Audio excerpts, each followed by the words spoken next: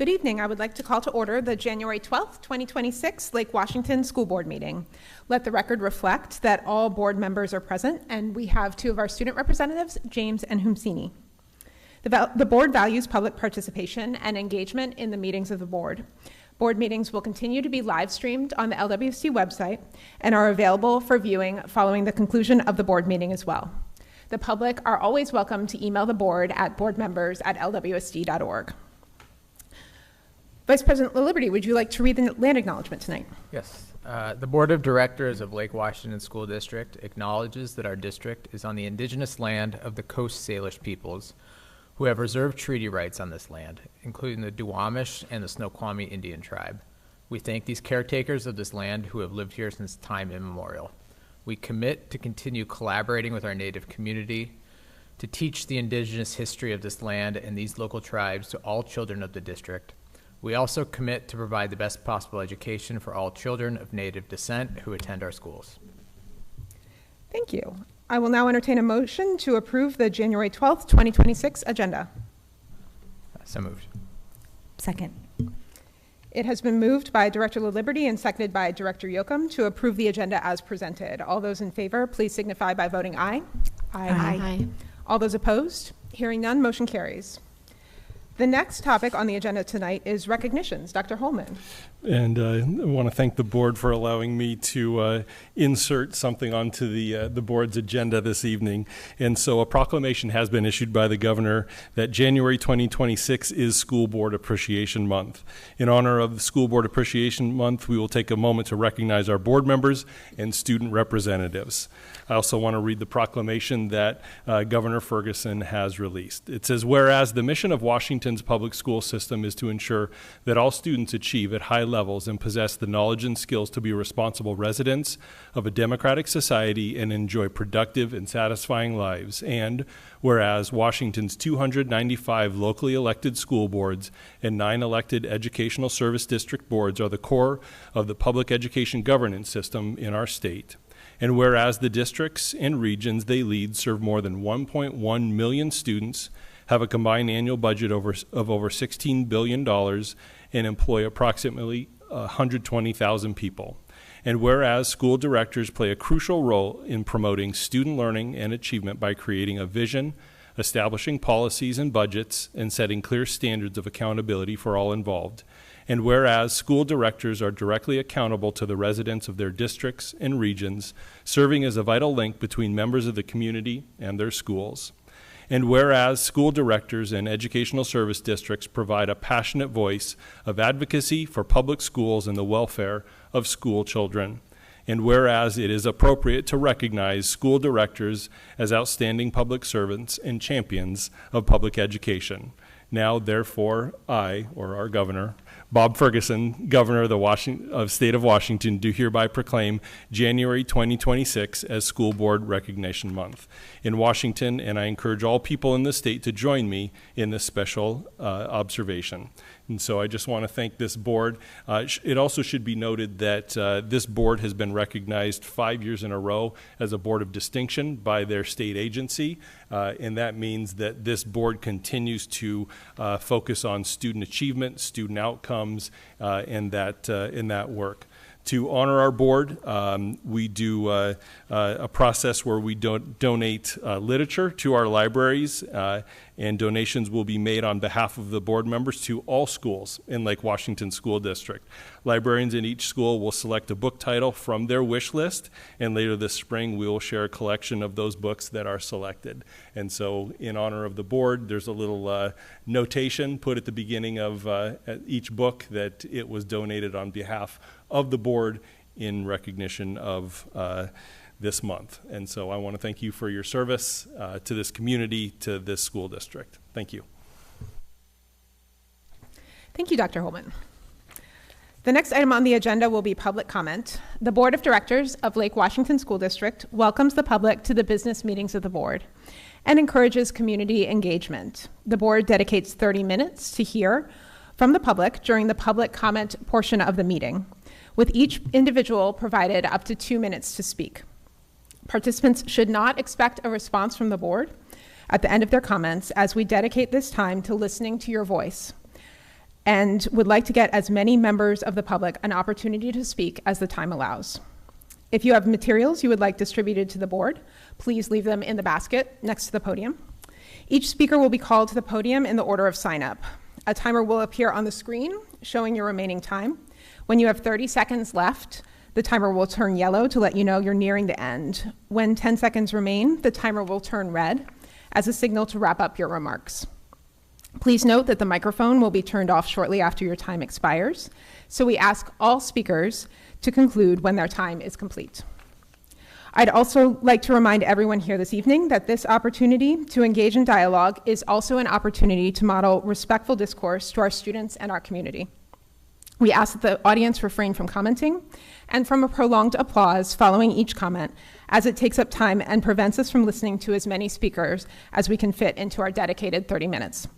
Once the public comment portion of our business meeting concludes, we ask that everyone who is not interested in listening to the rest of the agenda items exit quietly and in an orderly fashion so that we can continue the rest of our meeting.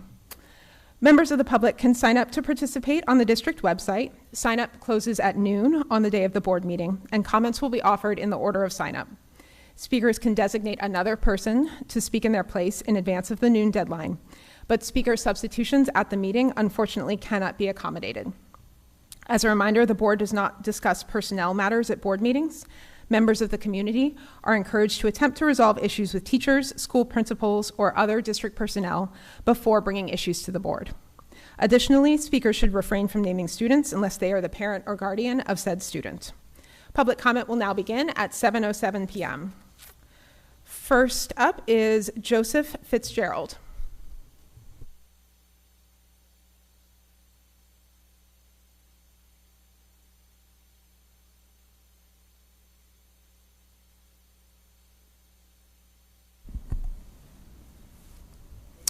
Good evening, school board. My name is Joseph Fitzgerald, and I am a fourth-year staff member at Redmond High School. I am here tonight as an advocate for music education and the music programs in our district. First, the findings of recent research on the benefits of music education. Children and adults who participate in making music regularly display enhanced cognitive flexibility, which is essential for learning and creativity, as well as for coping with new and unexpected situations in everyday life. Research indicates that music learning fosters the development of sustained focus and resilience to failure. Participation in music education also improves self-discipline and emotional self-regulation. Studies have shown that children with music training tend to develop a deeper understanding of others' emotions, which translates into increased acts of kindness and cooperation, such as offering help and sharing with others. Research suggests that participation in music education significantly boosts students' positive coping strategies, self-awareness, and increases their overall sense of belonging. In today's world, I hope it is apparent how important a quality music education is for the students with whom we are entrusted. I am concerned that the systemic changes and supports needed to increase enrollment in secondary music ensemble offerings are not being given enough urgency by our district.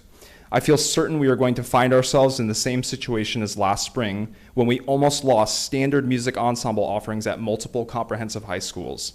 If these programs are removed at the high school, what incentive is there for students at the middle school level to invest time and energy in music offerings at their school? This will have damaging and lasting impacts. We share the responsibility of stewarding our secondary music programs, and not just by hoping for the best. I truly believe LWSD has potential to be the state model for music education, but we have a long way to go, and it requires vision, intention, and real investment. The enrollment in our secondary music programs will not see change without actionable measures and outward advocacy for the value our programs bring to our schools and the greater community. I leave you with a student testimony I collected last spring from a graduating senior. Despite having only been in choir for my senior year, the experience has truly impacted my life. My first 3 years of high school were honestly sad, and I felt no purpose of coming to school, but choir gave me something to look forward to every day. Thank you. Thank you. Next up is Charlie Flagel.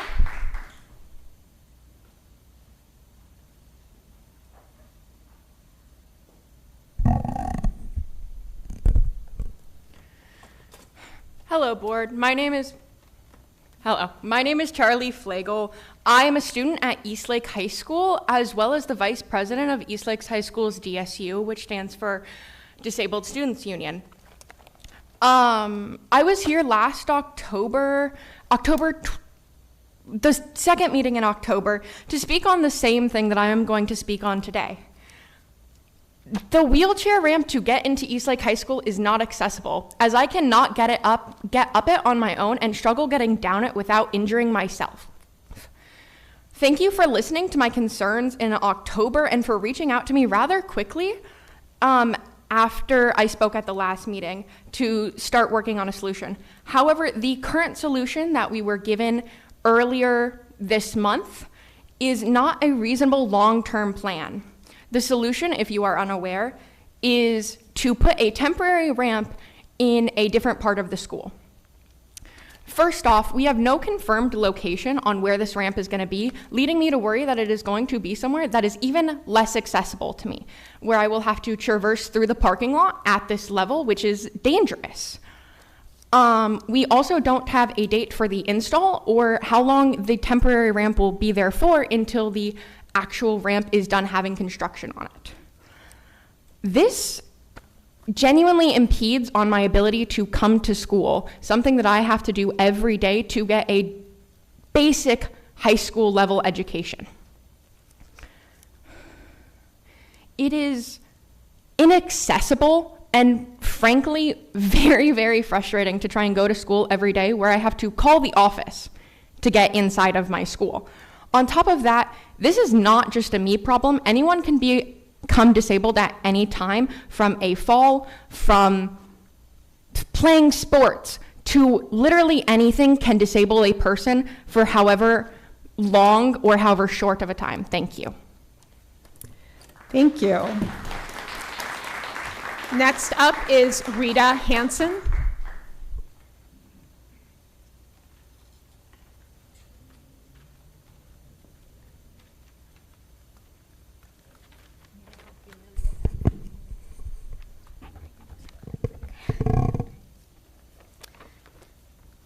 Good evening, school board. Hello, my name is Rita. I'm a fourth grader at Alcott Elementary.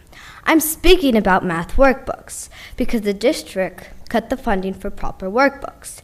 This year, math is less enjoyable for students because of our new workbooks. Our old math workbooks had sturdy binding and were colored, but now our workbooks have low quality binding and the pages fall out easily. Not to mention they're photocopied in black and white. I believe this is important because I remember this year my teacher telling us to open to page 50 of our workbooks, but I couldn't turn to page 50 because it had fallen out. Also, some classes don't even have math workbooks, so the teachers have to print the pages out, which is additional work for the teachers who already work so hard. Also, if you have a math question that says there are two rectangles, what is the area of the green one? You're not going to know because the workbooks are black and white. In other words, sturdy math workbooks are an important part of a good education. Please bring back our proper math workbooks. Thank you.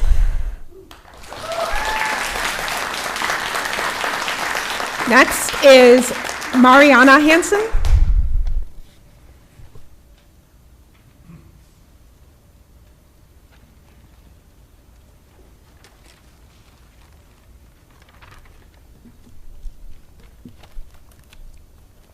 Hi, my name is Mariana, and I'm here because I want math workbooks back.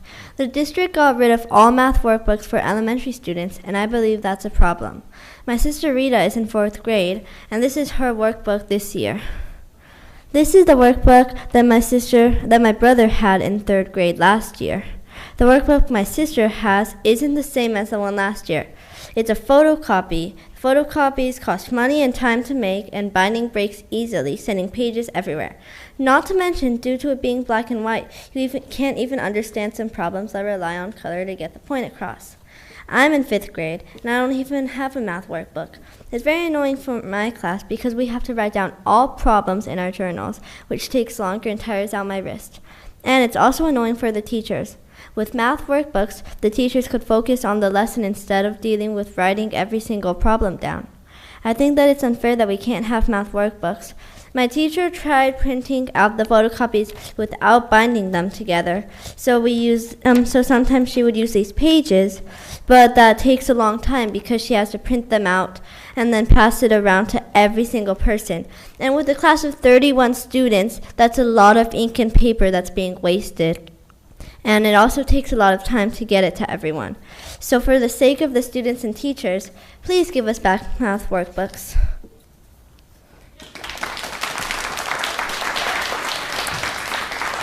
And last is Amelia Dolan.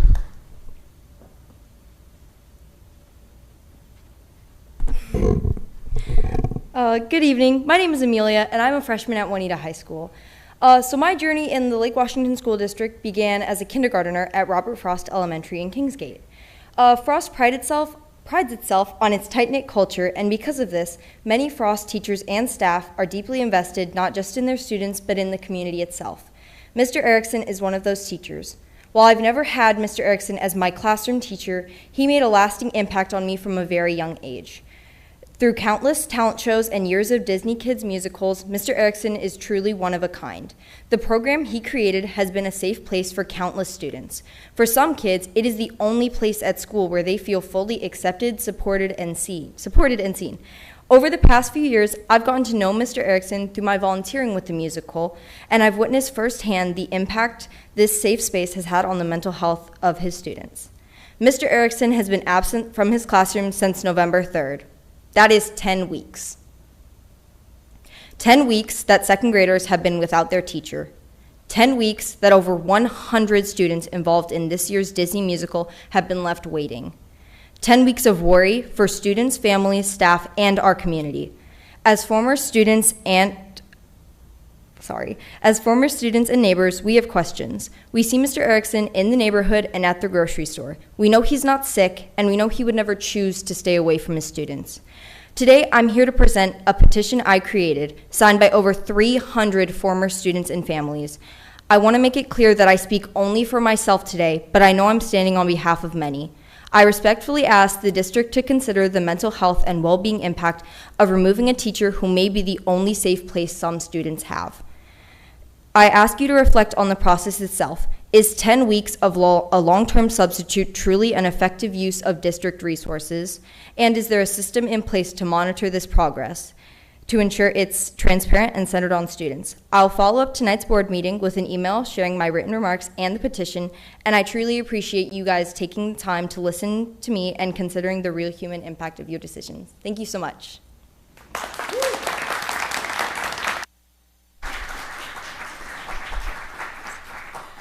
This concludes public comment. Thank you to those that participated and attended to engage with the board, and thank you, students, for coming out and making your voices heard. As we move forward with the meeting, if you decide to remain at our meeting, we ask that all attendees are respectful and honor standard meeting protocols. Keeping side conversations to a minimum and voices at the lowest level possible is expected of all attendees. If you decide to leave at this time, please do so in an orderly and quiet manner so the board can continue their business meeting.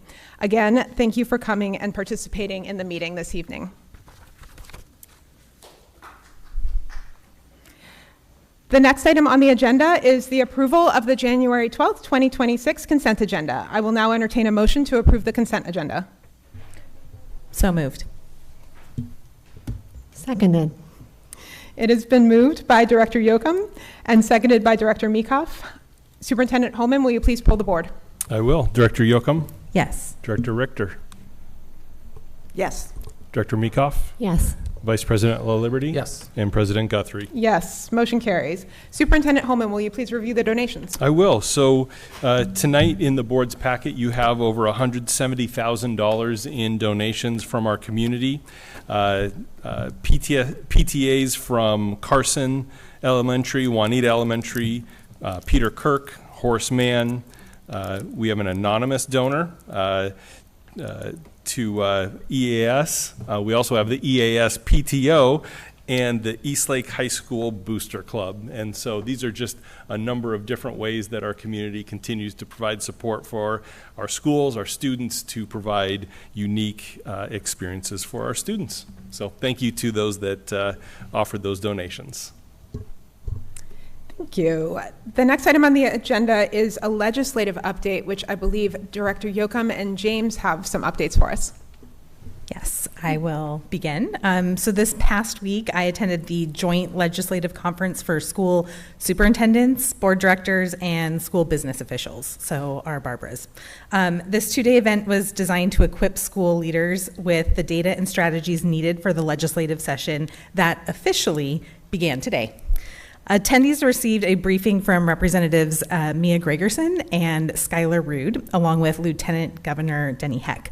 The legislators urged school leaders to approach the session with grace, noting that protecting K-12 funding often necessitates difficult cuts to other vital sectors like early learning and higher education. Lieutenant Governor Heck also provided context on the governor's proposed budget and the ongoing internal debates regarding tax adjustments. He specifically addressed the growing concerns among Washingtonians regarding the state of democracy, which served as a natural segue to promote the Project for Civil Health, a collaborative initiative designed to bridge partisan divides and strengthen our state's civic discourse. So I attended two particularly interesting breakout sessions. The first one was regarding fiscal notes, which was led by TJ Kelly, CFO at OSPI.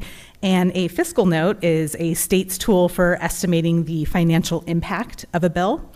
And I learned that a small team of 8 at OSPI handled 341 fiscal notes last short session. So part of the process of determining a fiscal note is having members on this team reach out to their 31 partners. Currently, only 17 out of 295 school districts, and yes, we are one of the 17. I texted Caitlin quickly to say, are we included in that list? 17 participate in this fiscal impact outreach that OSPI uses to estimate statewide costs. So I kind of left wondering if this, and this was just my wondering, if this small sample size makes it difficult for OSPI to provide the legislature with truly an accurate picture of the financial burden new bills place on districts. I also participated in a deep dive into MSOCs, and these are material costs, supply costs, operating costs. The session opened with a sobering reality that last year's 10% MSOC increase will likely be entirely offset by Washington's recent sales tax expansion on services. So we examined MSOC through two different lenses. One, I guess I'm calling like the open the door costs, sort of the non-negotiable essentials like utilities, insurance, and facilities maintenance that are required to keep buildings just operational. Not really, it doesn't matter how many students are there, you need all of that. And then sort of the discretionary costs, critical educational tools like curriculum, you can say like, we don't feel they're discretionary, but that is kind of, if we have to cut something, you know, I'm not going to say we're cutting that, but that is it's not needed to open the door to have students in there, the discretionary. So curriculum, library materials, these are vital for student success, but they're often the first with districts to be sacrificed during budget shortfalls. It was interesting, the presenters provided a stark contrast between indicators that demonstrate being amply funded versus, they didn't even call it adequately funded, they called it not even adequately funded. So that was their table they had. And so some of the indicators, like for example, for library materials, they said amply funded would be library materials are refreshed on a regular basis, and not even adequate, which sometimes is happening in this state, I believe, is closing libraries. Or curriculum, amply funded is curriculum updated on schedule. And not even adequately funded is textbooks my mom had in the 60s. Or supplies, amply funded is adding new math manipulatives for classrooms to try. And not even adequately is asking families to supply reams of copy paper, which I know as a parent is consistent here in this district. So it's ways that we can provide for costs that are not being provided by the state. Okay, so unfortunately, not even adequate indicators are really the reality for so many of our school districts. So 2 of the breakout sessions, fiscal notes and MSOCs, it was enlightening. And I would say overall, the weekend being surrounded by leaders dedicated to positive change, it's inspiring, always inspiring. Although I sensed a much heavier and more serious mood among my colleagues compared to the hopefulness of last year. In a live survey to all participants at one of the main main sessions when we were all there, the word funding rose to the top of the primary word or phrase in this survey to capture our priority for 2026. And for my part, I submitted no cuts as my top priority. Maybe that's my pessimistic attitude. So with that said, today marks day one of the 2026 legislative session, and I know that we are all ready to advocate for the resources our students and our staff deserve. So here is to a productive 2026 legislative session. And on that note, I will pass it over to James, who has an update on a town hall from last week. Yeah, thank you. So I was invited to be one of the moderators for the Q&A session with legislators at the January 7th town hall at Newport High School. Besides the Q&A, I think overall as an event, it was a very good place to see the collaboration between teachers, students, PTSA members, legislators, basically everybody involved in education. I think, especially with the big three, we had a lot of student engagement in delivering their voice, delivering the testimonies, which was really important, not only for the legislators, but for the community. I think overall what was emphasized was that with the budget shortfall, with none of the school districts in Washington being fully funded, that there is a real issue, and we need, and we've heard from the legislators, especially at the town hall, that they're all the legislators who attended, which was around 10, are all committed to helping fund education fully. And while they've made this commitment, I think what is really important is seeing their action in this upcoming legislative session, because this was the last event before the session. Hearing from the Q&A itself, I think they all found it really informative, especially the testimonies from the students and the presentations from Chris Reichdahl, the superintendent of Washington, about the challenges with funding and what that actually means for students. And so two of the specific measures that they were committed to, every single legislator there, was decreasing the bond measure pass rate or threshold to 50%, from 60% to 50%, and creating more progressive tax, a more progressive tax system to help fund school districts, and from changing the prototypical school funding model to be more equitable and reflect, the current situation. And I think overall it was a great place. It was very student-led. With my role specifically, I think we were given a lot of freedom, and we weren't, really controlled by a lot of the board members or the adults that were hosting the event. I think I really appreciated that, how they made it very student-centered.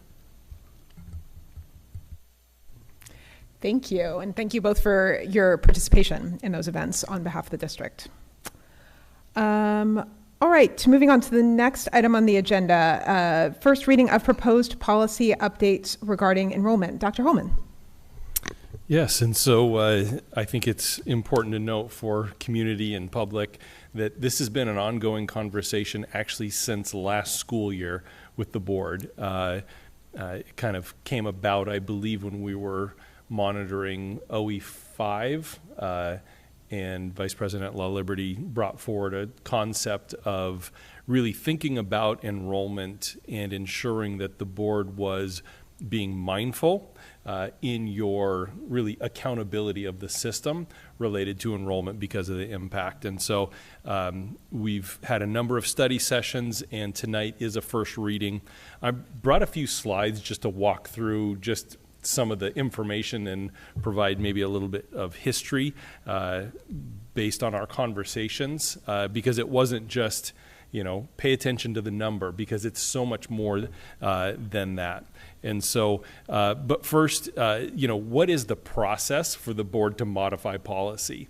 And it's, I'll say it's quite lengthy, but it's in depth, because anytime the board takes action to either bring on a new policy or modify current policy, it's meaning that the board has identified that area as so important to your governance that you believe it's essential to maintain, really, in this situation, continuity of operations to the level that we want. And so really when the board wants to go through the process of modifying policy, the board identifies that area to either be reviewed or evaluated. I will work with the board to really define what are the interests that the board has, what research, what study do we want to conduct. I will draft policy in collaboration with board members for review and discussion. Those are done typically in study sessions as we think about bringing forward formal policy for a first reading. The first reading does allow for the board to formally discuss the policy modifications prior to formal action. A second reading generally is brought forward knowing that the board has had really a thorough analysis of that policy to date. And so second reading is available for the board then to take action.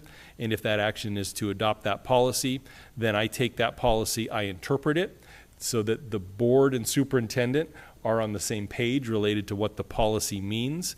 And then the step of identifying indicators of compliance.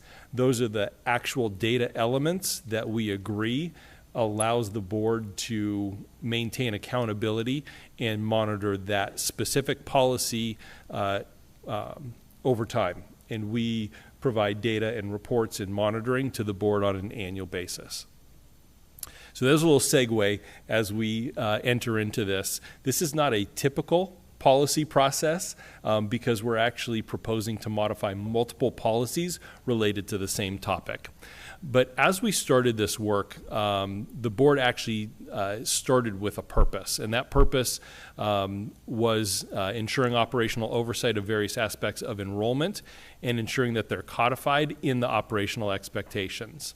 The board determined the best manner to accomplish this interest was to embed enrollment-specific policy language within the current policies rather than developing a standalone operational expectation. And so the board evaluated, do we create a standalone enrollment policy or do we embed it in our current policies? And the board took the action to have that embedded. We identified a set of shared values related to enrollment. That public education as a public good, like this is actually a service, and so understanding enrollment is extremely important. Shared value related to equity for our students and community, but also access. We know that enrollment drives revenue, and so stewardship of resources was a shared value that was identified. Being mindful of and cognizant of enrollment trends, the board has a value related to family and community trust in the work we do, the budget processes, and then being able to be strategically responsive. As we think about the impact of declining enrollment, that really is what drove this conversation that the board is having related to being more mindful related to the accountability measures related to enrollment. For 10, 11, 12 years, we were one of the fastest growing districts in the state of Washington. And so we were adding about a small elementary school size of students every year. 400, 500. I remember one year we grew by over 1,100 students. That's a much different enrollment experience. At that time, we were needing to adjust attendance boundaries just to be able to find an available classroom for students. When you're growing that much, your budget, you're receiving more revenue than is planned in your budget because you continue to outpace the number of students that you're planning for. And so it's just a totally different environment. And right now we're in a situation where we're in a declining trend. And that is true of school districts across the state of Washington. In 2016, the state of Washington started to see a decline in birth rates. And when you see a decline in birth rates 5 years later, you're going to start to see that impact in your kindergarten classrooms. And so it wasn't that we weren't aware of this decline. Our projections were still that we were going to grow. The pandemic shifted everybody's enrollment trends. And so with those two pieces, we have started to see a decline in our enrollment.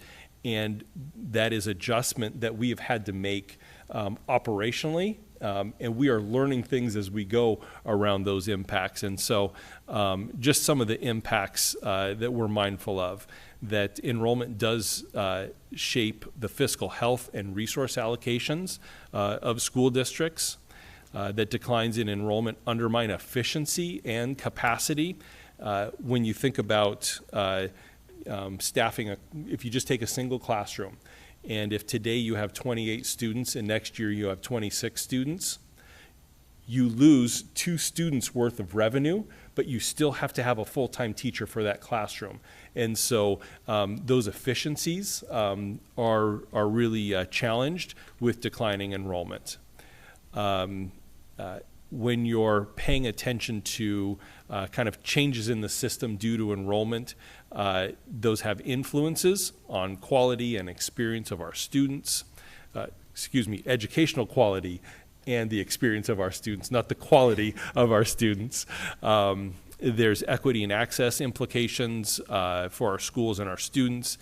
And when we are needing to pay attention to enrollment, and we haven't done kind of that long-term planning, that can then erode the ability for strategic planning and adaptability.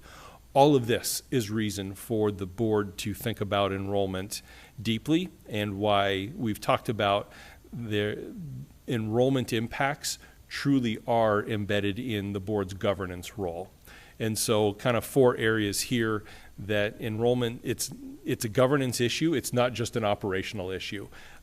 We know that the majority of our budget is driven by our enrollment, and our long-term fiscal health relies on us managing and understanding enrollment trends. The oversight of data, ensuring that there's accountability for forecasting and strategic decision-making. That's all well within the board's governance role. The board ultimately adopts a budget annually.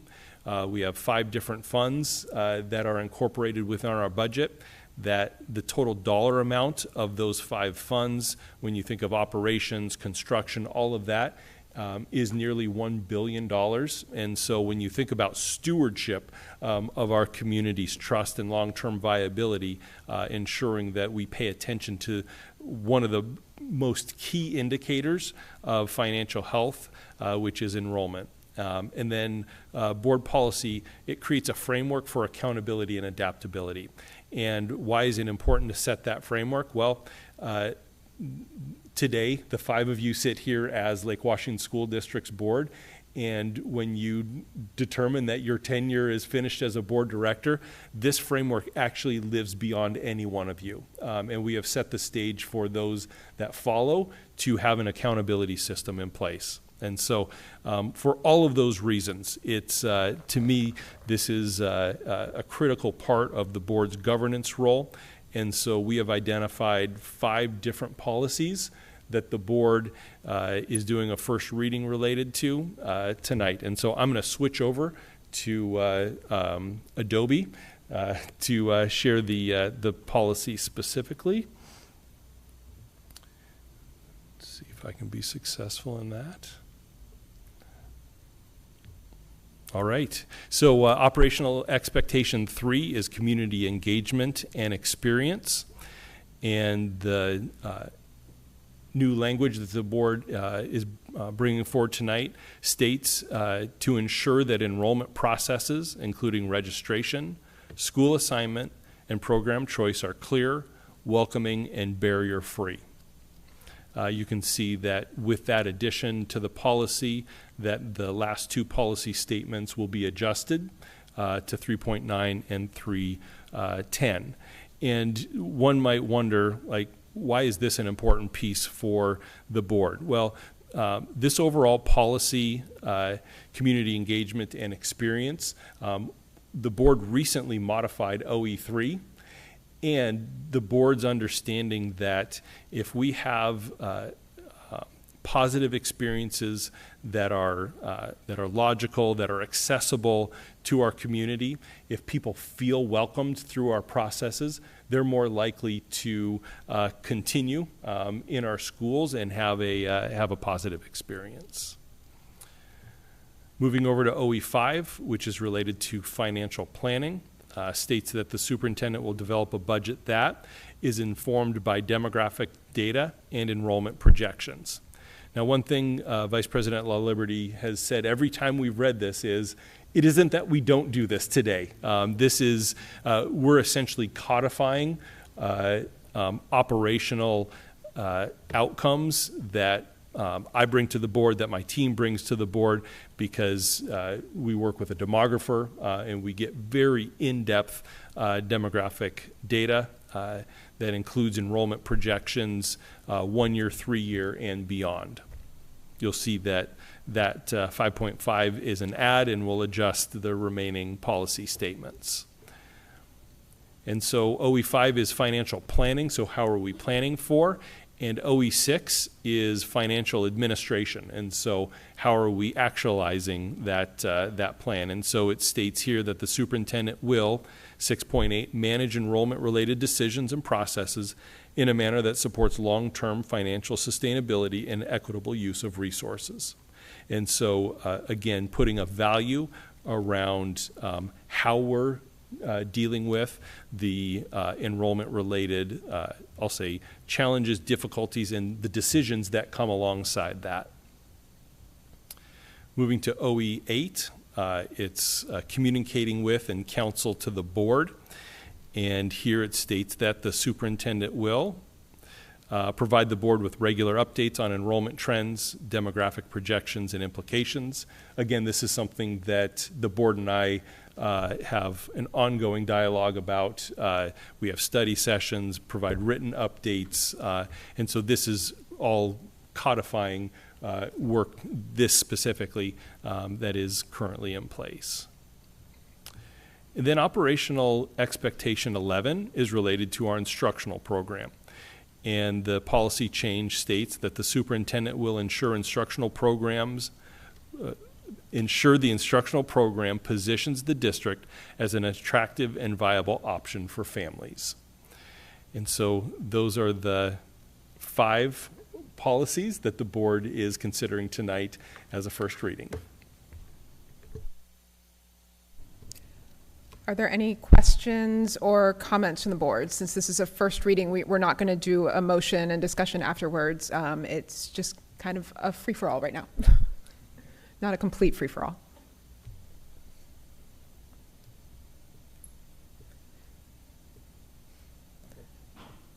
Nothing? Wow. We have talked about this a lot, yes, and thank you for formally bringing this forward. Thank you, Director LaLiberty, for continuing to bring this up repeatedly. But really getting to this point where we're codifying some of this language, it really is important from the consistency perspective that Dr. Holman mentioned, making sure that some of the things that this board really values, because this information, these aren't just words on a page, this is data that we get every year, and that is critical to our decision making, to knowing what's going on, and being able to serve our role in leading this district forward. So really appreciate the work that has gone in here, and if there's no further comments, we will plan to bring this back for a second read, I believe, at the next board meeting. And that's when we will vote on formally adopting this policy language. All right. The next item on the agenda is the high school day update. Dr. Holman. Yes, and tonight in the presentation, you're going to hear from Deputy Superintendent Beebe, and one of the slides, he really does look at the history of all of the work that we've been doing related to the high school experience, most recently dating back to 2017. And so this is, almost 9 years of ongoing work, and we're continuing to turn the wheel because we hope that at every turn we learn a little bit more. always with the outcome in mind that our high schools are responsive to the needs of our students. And so Deputy Superintendent Beebe has led a number of these committees, and so tonight he's going to provide an update for the board related to the high school experience. Thank you. And because I sent you a black and white draft on Friday, I challenged myself to keep it mostly black and white for tonight too, just so that it wasn't a complete shock to your system. Hopefully, though, you'll see the thinking that evolved between Friday and last night about 12:30 in the morning when I finished this for tonight's presentation. I'm going to touch on a couple of things. One is sort of a historical perspective of how we got to the point where we are now. I'm going to put in a little plug for a policy adjustment that's next on the agenda. So yes, you had a first reading on a bunch of policies. You've got one more that's after this on tonight's agenda. And then just give you a little hint of where we're going next with this work, which is a little bit different. But I really am going to focus tonight on a through line in this presentation. And that through line has been present in all of this work from the beginning. And that really is around the decisions that the district has made with a lot of community input and committee work that included parents, students, teachers. We had classified staff. We had PTSA representatives going back to 21, 22 when I first engaged with this, but even further back than that. About 10 years worth of work got us to the point where we are right now. And I'll share just a little bit of that, but I want you to think about that concept of student well-being as we progress through the presentation tonight, and I'll come back to it a couple of times and revisit. So this is my synopsis of the work to date slide.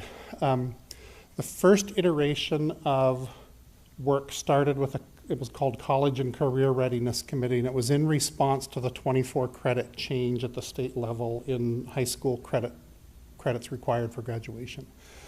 And within those 24 credits, and I'm not going to go through the whole thing, I've done plenty of presentations on this in the past, there's very specific requirements. Interestingly, the state is engaging in a whole new process that supposedly by 2030 we're going to get another set of graduation requirements to amend the version that we've been operating now for the last 10 years.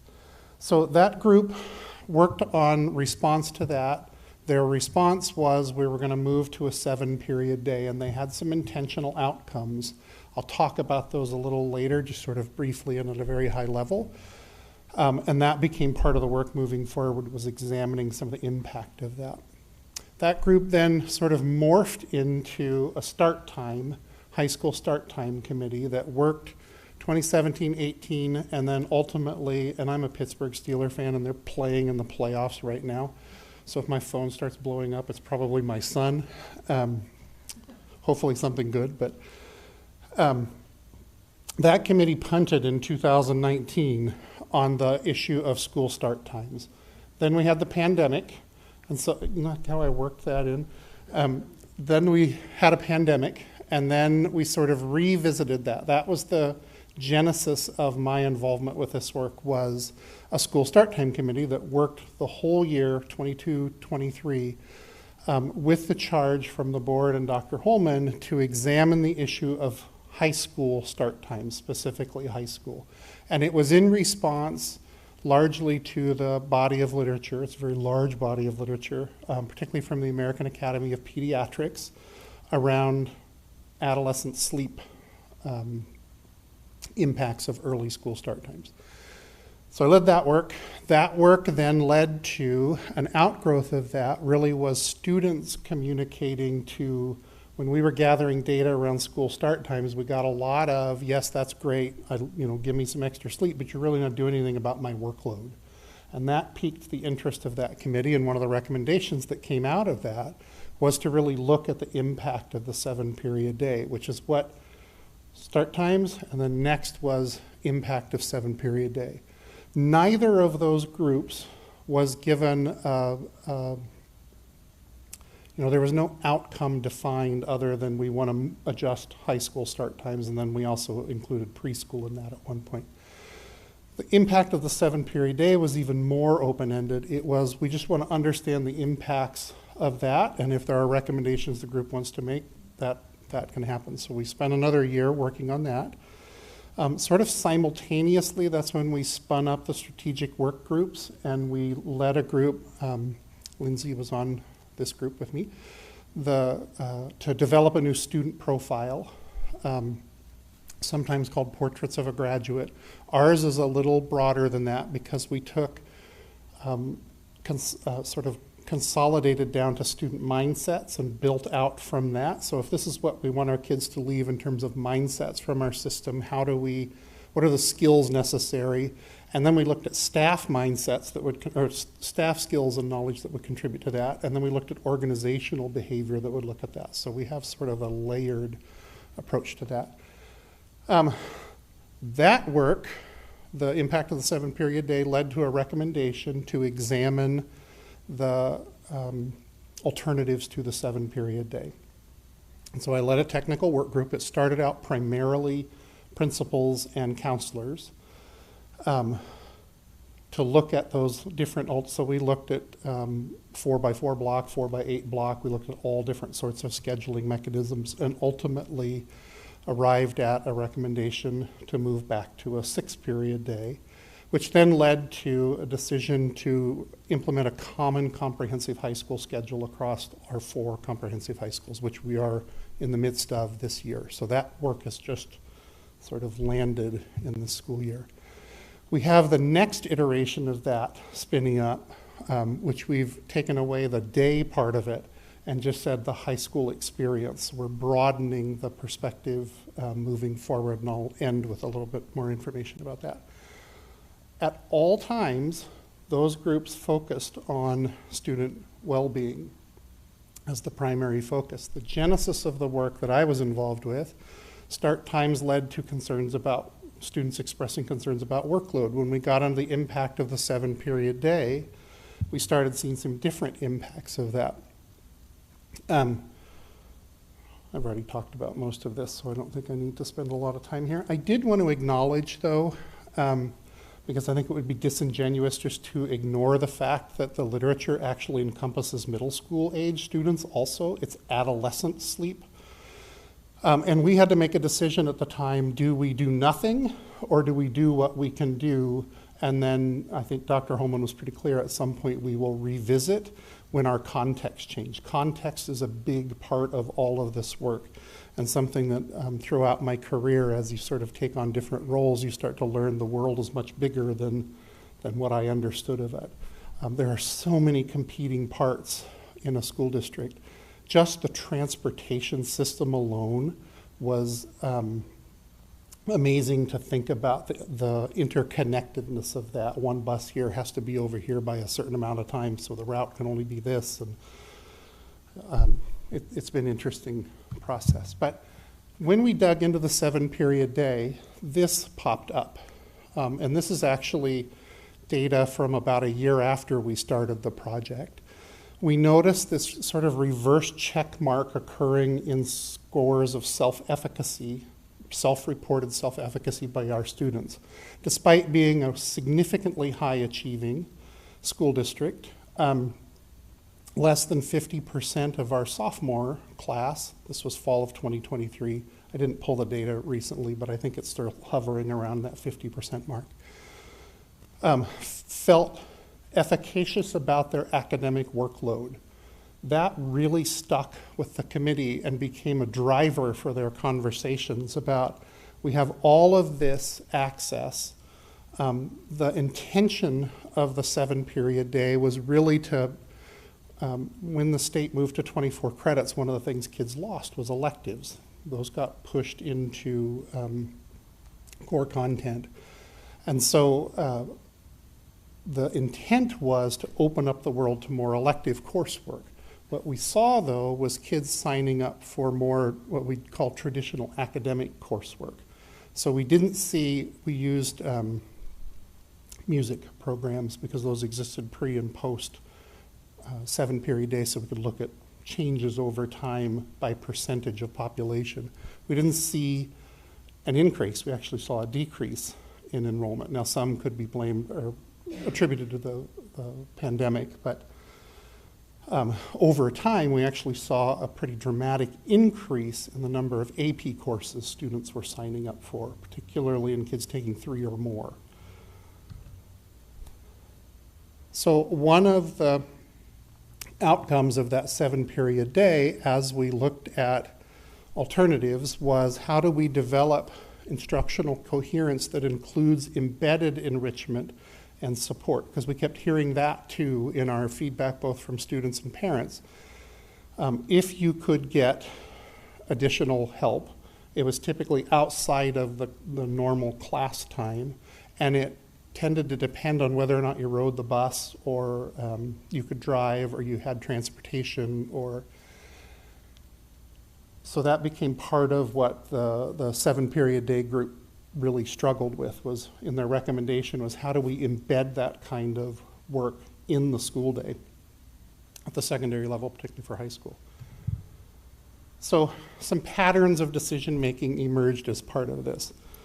Each group was given design considerations. They were not given, here is the preferred predetermined outcome. So we didn't go to the, initially at least, to the start time group and say, you have to set the start times to this. Ultimately, we got there, it had to be at least this, and then you can play within that. But it really was, look at the transportation realities, look at we're a big district of 55 schools, and how can the pieces fit together so that we can move high school later? That was a ton of work. It was very impactful because you cannot move one without impacting all of the others, because turns out we use those buses all morning and then we turn them around and use them all afternoon for different schools. The other piece I wanted to sort of touch on, that a lot of this work has been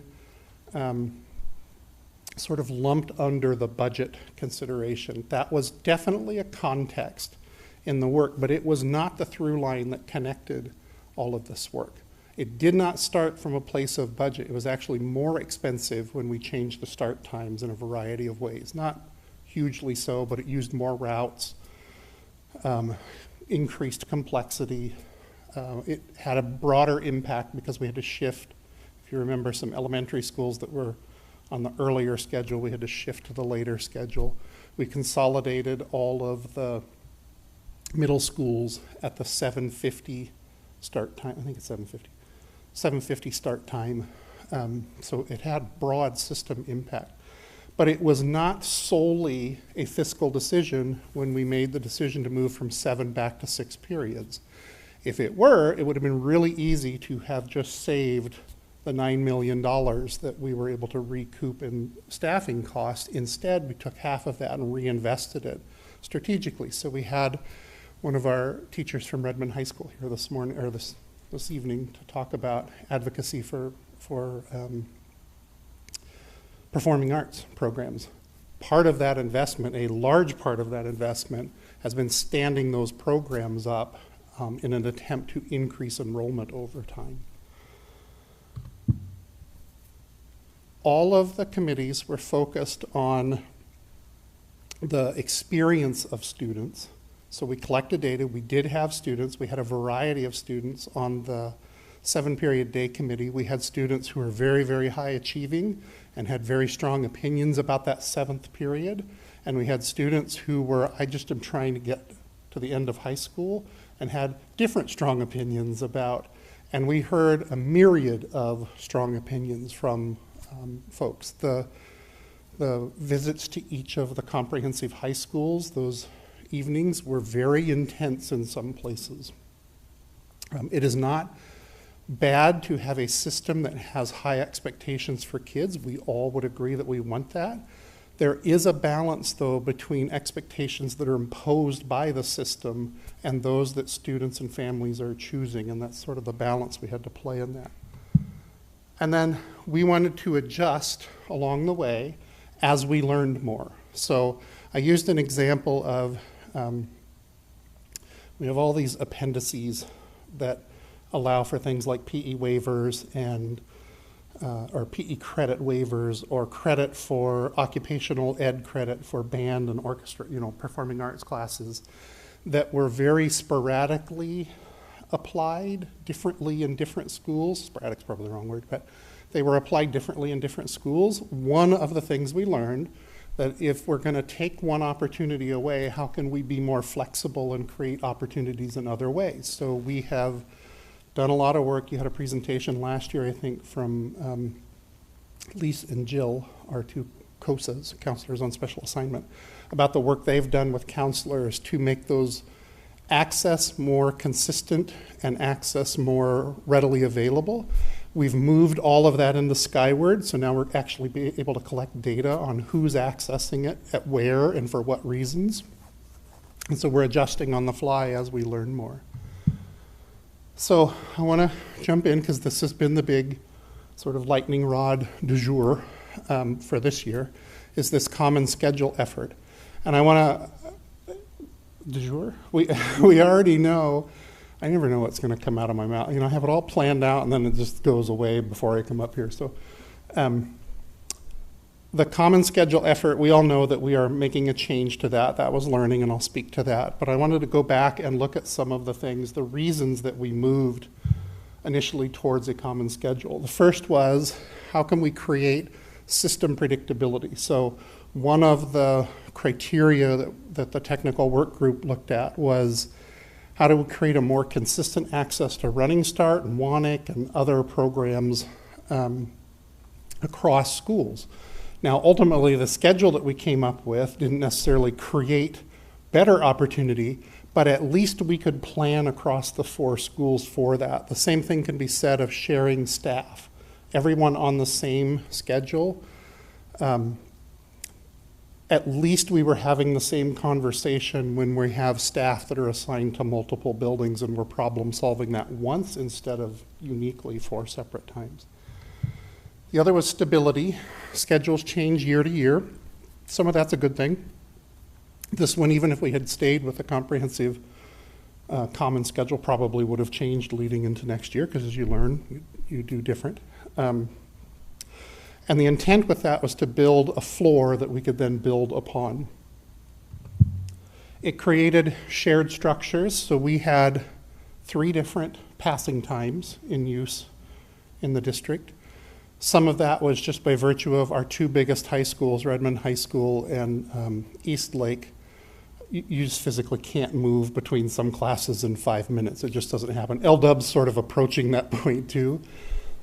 So we created, for a couple of reasons, longer passing periods. One was just the logistics of it, but 2 was the opportunity for kids to have a little break to reset. So to connect with the friend in the hallway on the way to class and not have to feel like they've got to run from one point to the next.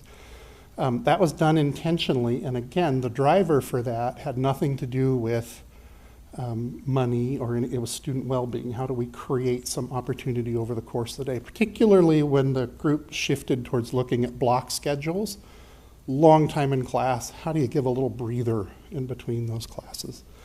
There are all sorts of rules, some written into RCW and WAC, and some in the OSPI manual around FTE that put parameters around how time can be used and counted.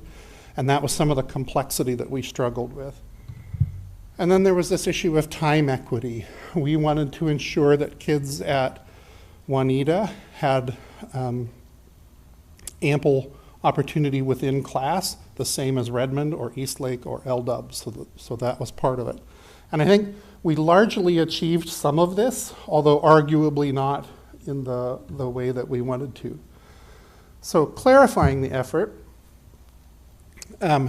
what we learned from this was the same structure isn't necessarily the way to hold accountability around student outcome. So we were using that structure to try to do some things like that little, sort of became known as the floating period, that 45 minutes. The conversations in the technical work group were really around that being a time that teachers could do intervention with their own students. And I'll talk more about the concept of intervention. When I use that, we tend to think of it as one intervening with students who are maybe struggling. Intervention applies in a broader sense into providing instruction and experiences that are tailored for the individual students. So it can just as easily apply to students who are excelling as well, or anywhere along that learning continuum. The other piece that we thought about when we push these schedules back to schools, it doesn't really remove the intent to increase class time.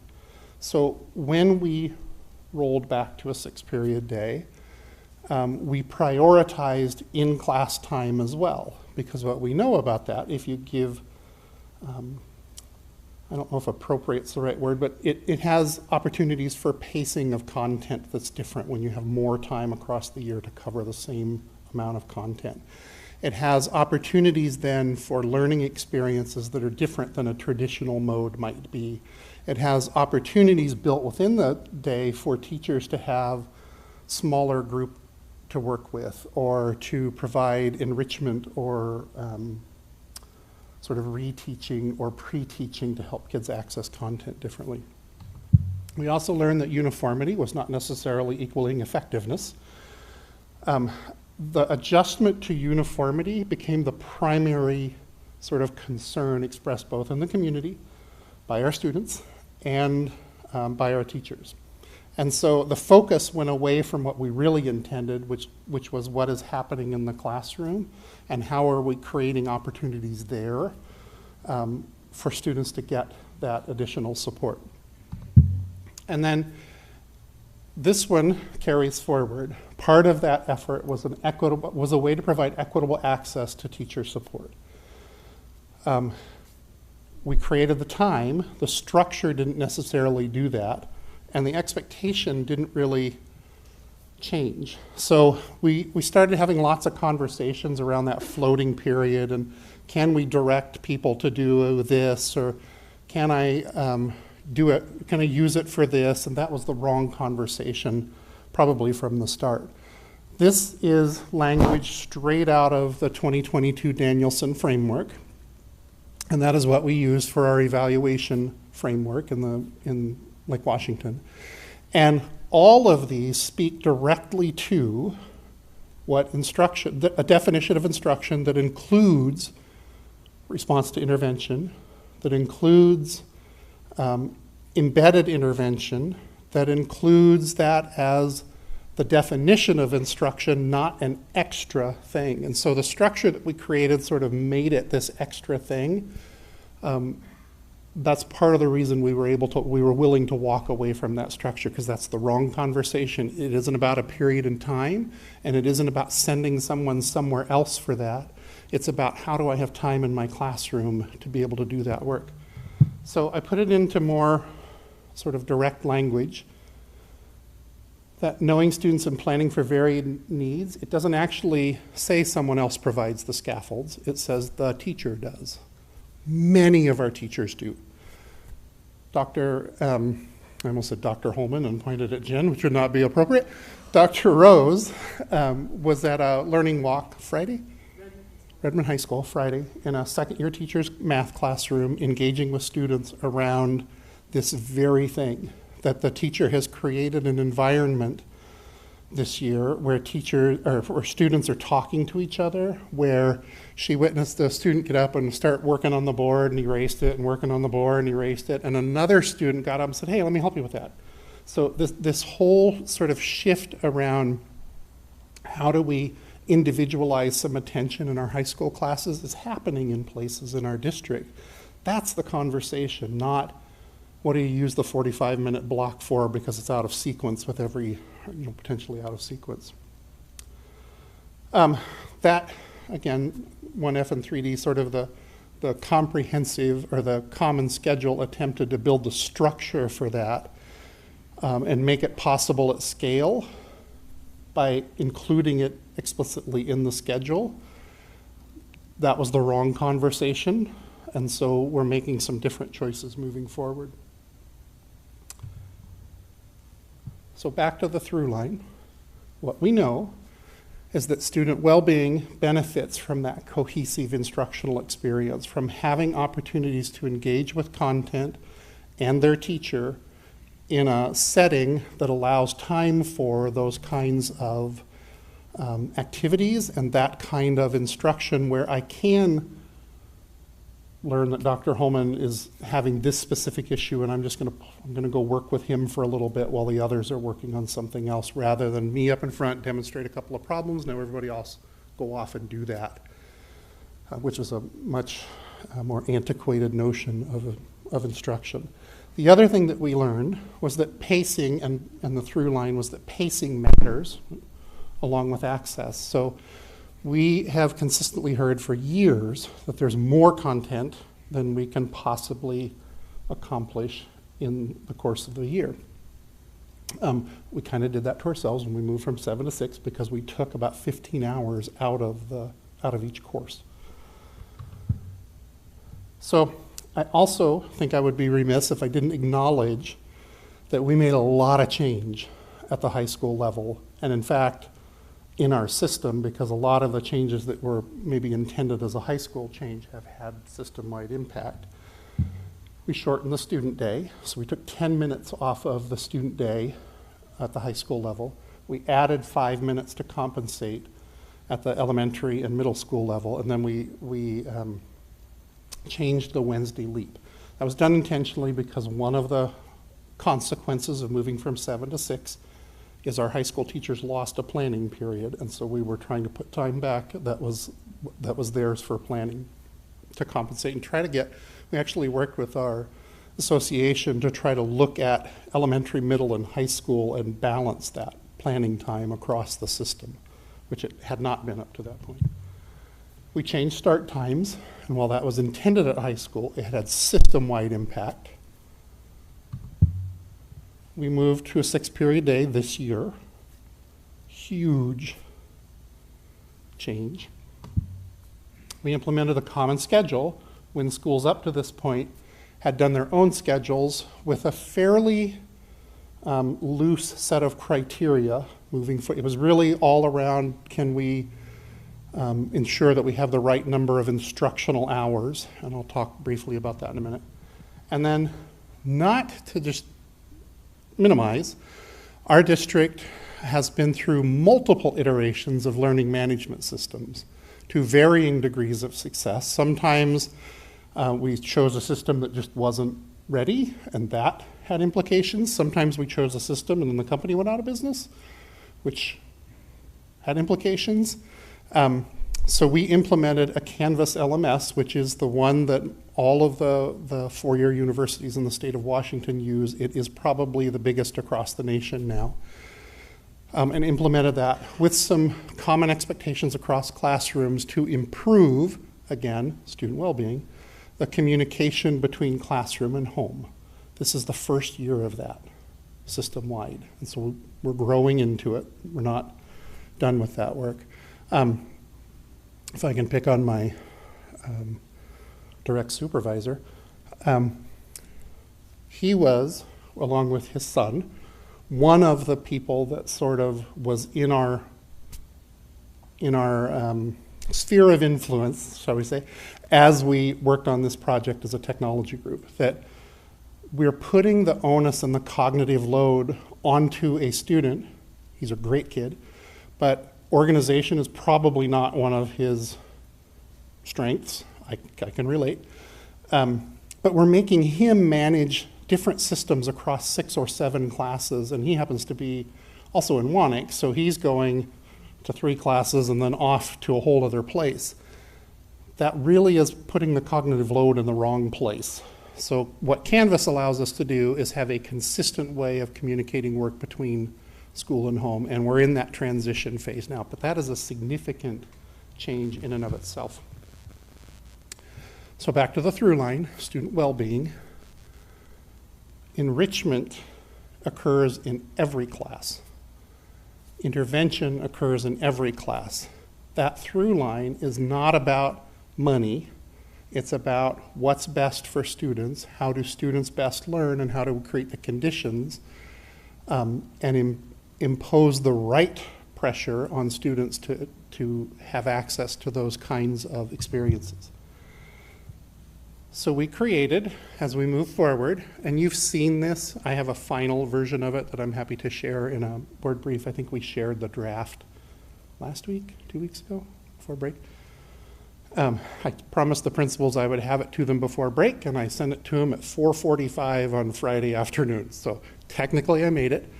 I met with them last week, and we made a few little edits and adjustments. And the intent of those is really to provide some structure to, you're going to go make your schedule in your school. There are some priorities that we have to have in those from a district perspective. How you do that really is your prerogative. The first parameter is you cannot change your start and end times. Those are fixed. And so the guidelines, the way they are written, is to protect that instructional pacing. It prioritizes classroom time, still allows for longer passing periods, still allows for, it's advisory in some places. I think at LW it's called RU time. It's different things at different places. There are rules around that too that are part of the guidelines. Most of those come straight out of either the OSPI FTE manual or state law around what counts and what doesn't count. We are maintaining equity of access to in-class learning supports by prioritizing what we're calling in-class time. So the policy that's before you tonight is 2410, and it is one that, even though it's an administrative policy, it is one that the board has to take action on because it's graduation requirements, essentially. The current credit hour per course is 135, and we're asking you to increase it to 145. The guidelines actually ask for you to design your schedule towards 150, but what that 5-hour buffer allows you to do is maybe every 3 weeks you want to run an extra homeroom. Provided that fits with some other criteria, this would allow you to do that. Or you want to do something creative that's going to cut into the 150 hours, you've got some flex to do that. That 145 though, becomes the limiter for other things, because in order to get that, it limits how much planning time, or not planning time, it limits how much passing time you can have. The other sort of non-negotiable, when we dropped from 7 to 6, removed the 10 minutes and added the 5 at elementary and middle, our district average instructional hours dropped by about 10 hours also. The law is 1,080 hours for high school, or you can meet the law by having 1,027 average grades 1 through 12. Kindergarten's not included because at the time of those, when they wrote that, that was halftime. We currently meet with 1,033, which does not give us a huge buffer. If we have 3 late starts because of snow or because of ice, the 4th one we're making up. You don't have time within that anymore. High schools actually currently have 1,039 hours.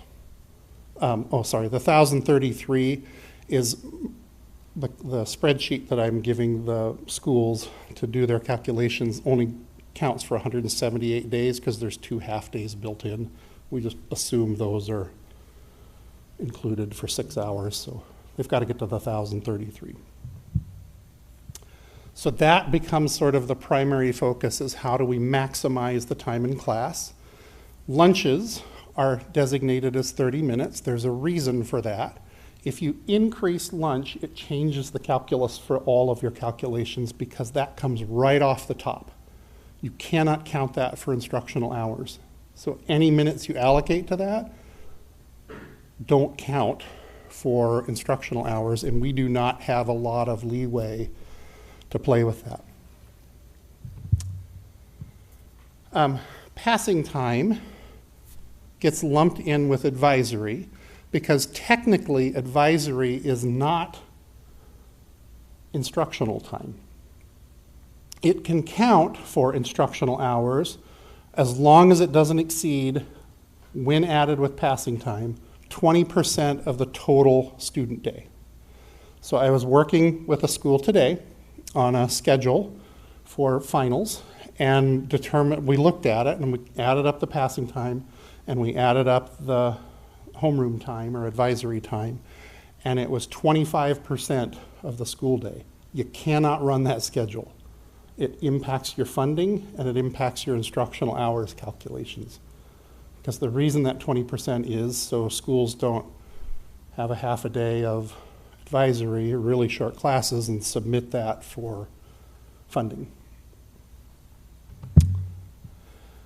And then passing time really is the actual transition between classes. So you can't stack up some time and call it a nutrition break unless that actually is a transition between classes. And I know LW used to do that, or talked about doing it. I don't know if they still do, but they used to. If that's actually time between classes and that's a transition and it fits within that 20%, you can do that. But you can't have 10 minutes, add another 15 to it, that then becomes lunch and gets taken right off of the top. So what I did was create a very detailed, I mean, it's me, so it was probably over the top, but clear is kind. So I wanted to be clear in what the expectations were and what was driving that schedule, which was maximize the time kids have to be in class so that teachers can provide enrichment and support and not feel like they're giving something else up. So this is specifically what we're asking for tonight, or your first reading is on tonight. It's just to increase that 135-hour minimum to 145-hour minimum. And that really sets the stage for how the math works for passing time and homeroom or advisory. I also, in the guidelines, put you actually can count advisory as class time, but there are so many criteria that you have to check. It would become likely an additional prep, which then would engage our friends in the back around bargaining that additional prep for our teachers and really take away from the time that we want them spending in their other content area preps. So there may be some ongoing conversations about that. I know schools were interested in can we offer that for like a quarter credit for completion of the high school and beyond plan. And kind of, but you have to meet all these other criteria that I'm afraid would put us in opposition with our collective bargaining agreement. So ChatGPT made this super awesome line drawing for me. Guardrails does not mean we're reducing instructional time or that the accountability for how we use time goes away. That is built into the evaluation component already. It is not something that we feel like we need to add additional. It's something that we can continue to work with teachers and engage in conversations around how those things are happening in our classrooms. It is not a return to what I couldn't think of a better way to say it, loosely implied expectations. Everyone always knew they had to meet the instructional hours, but we didn't define some of the other stuff in ways that were consistent across schools. The guardrails that we put in place do that now. It does mean we are not doing a system-wide comprehensive high school schedule. It will move back to the schools, James, like you were saying in the room next door. Schools are in charge of that process at their individual schools using their building decision-making models. And there's some consistency across that, but they have different sort of approaches to some of that. The pacing piece is protected, and we believe that having some shared expectations will get us to the same place that we intended to get to with comprehensive common schedule, which was some equity of experience across schools. So, through line. Well-being for students has been a design principle for start times. It was a design principle for the 7-period day group that made recommendations around the 6-period day. It was a design consideration for the technical work group. The conversations around intervention, I'm proud of our teachers. That actually came from the teachers. That wasn't something that was sort of, hey, we're putting this period in. That was part of the conversation. Did it work in practice? That's arguable. In some places it has worked fine. In other places it's been challenging, but it's become the lightning rod, so let's do something different that gives some agency back to the schools for that. And then this was the piece that's sort of been a thread throughout, and something Dr. Holman said, I don't remember, in some presentation or conversation, that one of the considerations we as a school system really need to pay attention to is what is the load that the system is imposing on every student, whether they want it or not. Stress isn't always a bad thing. Some stress and how you work with it can be a good thing. But when the system artificially imposes a stressor on every kid, that I think it was in the 7-period day conversations, the system responded by putting that expectation on every student, whether they wanted it or not. So how can the system still hold high expectations and create opportunities for kids who want to do outside of that 6-period day without imposing it on everyone? And I think that's where we are now, or where we're working to be now. So this next iteration, the High School Experience Committee, looks very different than it did 2 months ago. Oh, that's really great. It looks much better here. Let's see if I roll back, maybe it'll come in. No? Oh, there it is. When we collected names for the High School Experience Committee, I would say, I've read through them all, and I would say 96-ish% all were about the schedule. That was the wrong conversation. That's part of the reason we made the shift that we did. And so as we spin this group up, we're going to shift that conversation because the schedule really isn't a district purview. We've got some guidelines now. We'll continue to adapt those over time as we learn more. But the conversation really shifts to what's the next iteration of this work. We've looked at start times. We've done the 6-period day. We're going to start collecting data. We're not going to learn a whole bunch in year 1, where this is sort of baseline, and then we'll build from here. We'll have to give it some time before we can come back and really reflect on what changes did we see in course taking patterns. Have we seen any unintended consequence of that? We're already seeing data now on the appendices as kids use PE waivers or do the other ways to bring in outside credits, and we'll transcript them. So we're having those conversations.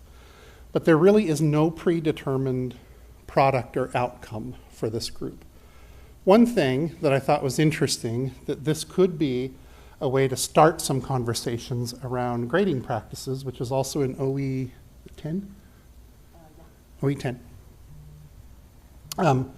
One of the stumbling blocks within the Common Comprehensive Schedule was in various places people were struggling with how do I do test makeup and work makeup. It's a real concern. It also points to a way of scoring and grading where a lot of concern is around large summative comprehensive tests. And there's a place for those. I don't want to say that that's horrible practice or anything like that. But I do think it's worthy of some ongoing conversation around how does that look when we're actually doing intervention and support. Part of the reason that was such a driver in the conversations around the schedule and around the 7-period day study was the concern, well, we're taking a credit opportunity away from students, so how do we ensure that the credits they're taking, they're actually achieving at the end? So I think that might be an example of something that this group could start digging into and having, gathering data from students, from parents and families, from staff, looking at literature and research. It's been interesting. I have my 3rd child in college now. I'm hoping that he finishes at some point because the other 2 are done, and I would really like to not have a kid in college for a while. But it's been interesting to watch the assessment practices, even at the college level, shift over time. I think my son, in the 2 years that he's been at UW, has had one comprehensive final. Now, they'll give a unit test or a quiz or something in that final time, but my two girls who went through years before him, the finals were a big deal in their experience. It has been less of a big deal for my son, which I don't know if that's common across the system or if that's just the experience I'm seeing with him. So as we shift to this next iteration, we also have an opportunity to do some alignment work with all of that work that occurred around strategic framework, the commitments that we've made, and specifically, I added this one and I'm so proud of it, the mindsets.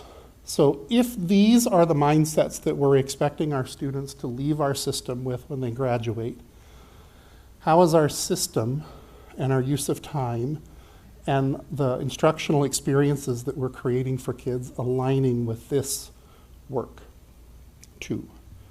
So that is the next piece. Oh my gosh, that's my favorite one. I put this in for Eric. I used it once before, like 3 years ago, but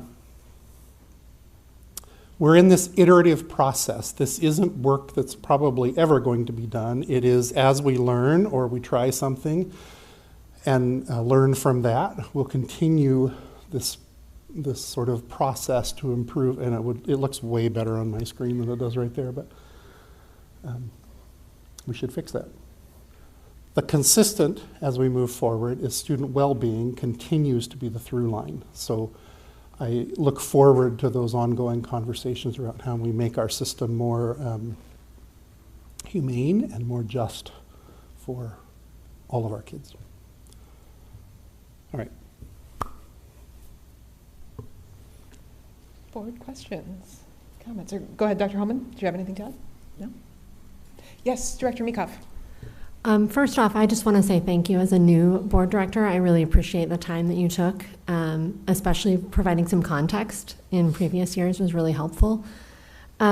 This is just regarding this next semester. I'm just out of curiosity. I know that the comprehensive high schools have been given some freedom to do some schedule changes. And I'm wondering, outside of Lake Washington, which is what I'm aware of, they are not making changes.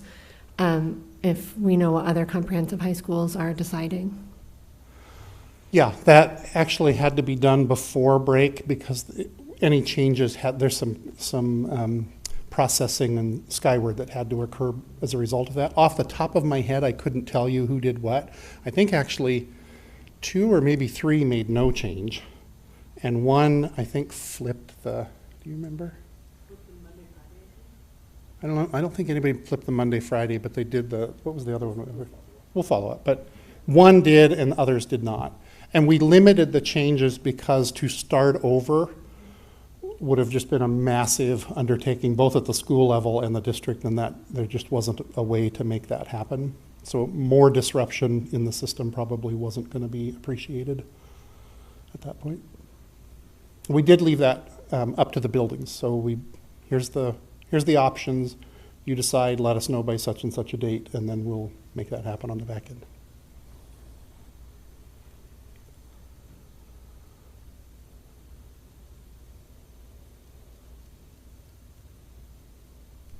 James.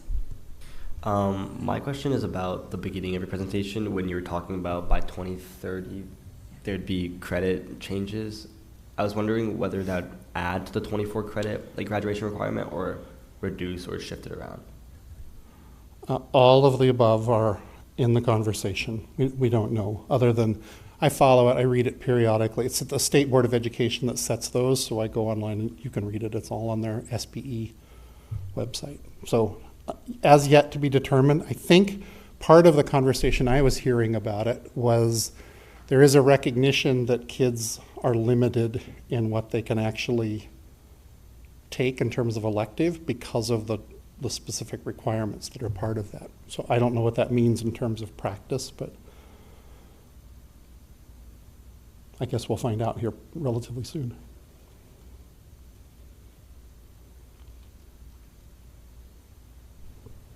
I had a question, and thank you for walking us through this. I don't think I grokked just how much change we put on our teachers this year, not just the schedule, but everything. And I could feel it, and in talking with them, just the sense of overwhelm. And it makes a lot more sense now that I think the schedule was the lightning rod and certainly contributed, but there was a lot that was asked. What preparation did teachers have to take that on, especially thinking about the increase in instructional hours, which I think we can all agree in the long term is probably a good thing. But I can imagine that does change the way that a teacher teaches. If all of a sudden, like, congratulations, you have 15 more hours to spend with these lovely students, and to figure out how to engage them. I can see that being challenging, especially then when you throw on that planning time was taken away, or that was reduced. Sorry, not completely taken away, but reduced. So how did we prepare them to take that on? Are there any things that you would do differently, and is there any work being done to tackle that going into next year? I mean, there's always work trying to tackle that going into next year. What would I do differently? I mean, obviously, I probably wouldn't do the comprehensive common schedule at this point. Not because I don't think it was the right idea, but because the system just wasn't ready for that. And that really became the issue. Like, we had some schools that really struggled with the block part of that. So we had PD going around block scheduling. A lot of that was happening in building. We worked with principals. We had some teachers that just loved that 45-minute floating period because they weren't trying to plan additional instruction for it. It was their opportunity to revisit with kids or pre-teach a concept that was coming up. So we tried to make those connections in building. I'm not sure. I think the biggest issue, honestly, was that shift to a 4-day block. That was, people do it in other districts, but they've been doing it. And to go from, we had one school that was a 2-day block, we had a couple of modified sort of blocks, we had schools that were really more straight 6-period, and then they might have a block day or 2 block, you know what I mean? That just really upset the apple cart for folks and how to pace content in that block system. And interestingly, our blocks were shorter than many of the school districts or schools around us that are running true block schedules.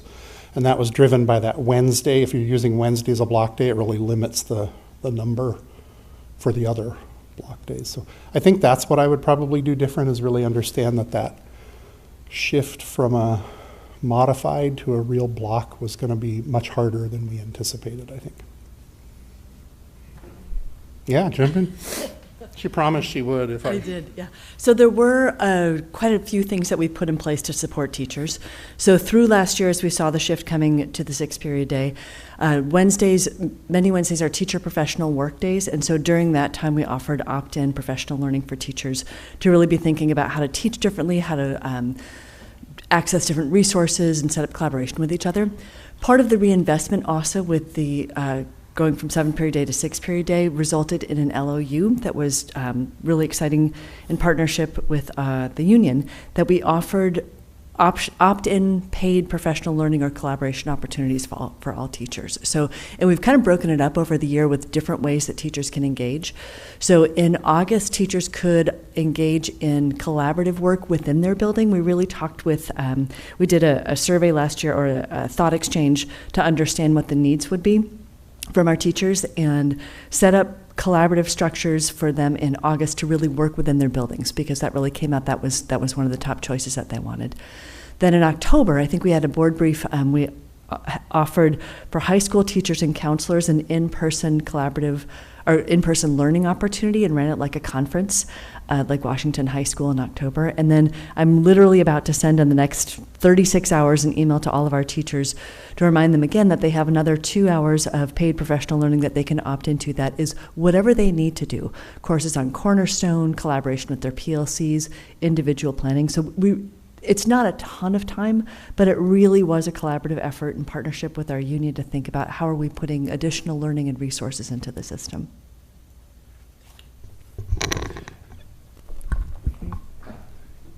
So if we were to list off like all of the system changes from last year as we were going through our budget process, we had just last year culminated a reduction of $15 million in our budget. And when 85% of your overall budget is people, there's not enough books and paper. Like, you can't reduce those things enough to close those kinds of budget gaps. And so that means there's people affected, and probably just being as mindful as possible as we go through the various changes, that we're always thinking about what's the impact of change and what are the benefits of the change. And if the benefit of the change to a common schedule was so substantial, we wouldn't have walked away from it this early in the process. And so I think that's probably just one more thing on top of other things that wasn't as beneficial and meaningful, even though you heard Scott speak about, what were we trying to accomplish? And given all of the work that was going on last year, I'm not sure we spent as much time articulating that, even for ourselves, because at the end of the day, it's about what happens between a student and a teacher during instruction. It's about teachers knowing their students deeply and meaningfully, and that's what produces the best outcomes. There's some system reasons why having a common schedule makes a lot of sense, but in the midst of all of that, there was I know for a fact, there was probably multiple years of work required to be able to then shift to a common schedule. So that's, as I think about last year, that's probably the biggest learning. Director Richter. All right, so I have two things, and one is just kind of a statement, something I feel, and then the other one actually gets into kind of not a question that's into a kind of one question. I'd really appreciate reframing the language from that was the wrong conversation to that was not the conversation we wanted to be having, just because there are any number of stakeholders who had some very strong feelings about the whole thing, and I just want to acknowledge that they wanted to have that conversation with their whole being, even though we would much rather have been thinking about intervention, et cetera. So just language. Okay, that was my dropping the thought. As far as a question, I was looking at the slide about through line. It was the one right after guardrails, and the bit about the stress and the cognitive load imposed by the system. And I see it in my own children. I see it in a lot of other children. Couldn't think you were more correct on that being something that's there. The way you were mentioning it was, I think, in the context of the presentation, more about the number of hours, the number of classes, cramming all this information into these classes. I would also put out there, now this gets into like something that I'm personally passionate about, which is just our high schools being able to support all sorts of learners and learners that are on different pathways, which is something that has been talked about by this board before, certainly. And so I'm getting to the question, I promise, Scott. I am curious if that high school experience committee is going to potentially be looking at other pathways, other ways to reduce the stress on our students of taking classes that they really don't want to be taking and they don't see a purpose for them or a pathway for them in those classes. So yeah, that is, I finally got to the point, that is my question. And I would say there is no predetermined Fair enough. project for that. Like there has been in the other instances. So I've been a little sort of trying to find what's the starting point for that conversation, not just that specific one, but what comes out of the group that we can sort of focus on over time. again, aligned to those mindsets and the commitments or the profile that we created. Because Aspen, I think it speaks to that. That was, I'm looking at Lindsay, because that was a lot of our conversation when we were creating the profile, that not just us, but a lot of systems sort of in the late 2010s shifted to it's college, and so that drove a lot of the conversation in schools. And I think now we're seeing a much broader approach to post-secondary. When we're careful when we talk about like our mission vision, it's preparing kids for their preferred future, not the one that we have defined for them. No, that may be what they choose, but I think that could be part of the conversation. Yeah, I don't want to impose that though. Part of what I'm sort of excited about with this group is the opportunity to sort of pull out of the group what that next thing is. I would also add that through the process shifting from a 7 to a 6 period day, there's been a lot of work around various options and opportunities to be able to select a pathway that is, I'll say, more preferred for students. There are some things that are rocks that are unavoidable. 4 years of English, like that's unavoidable, so on and so forth.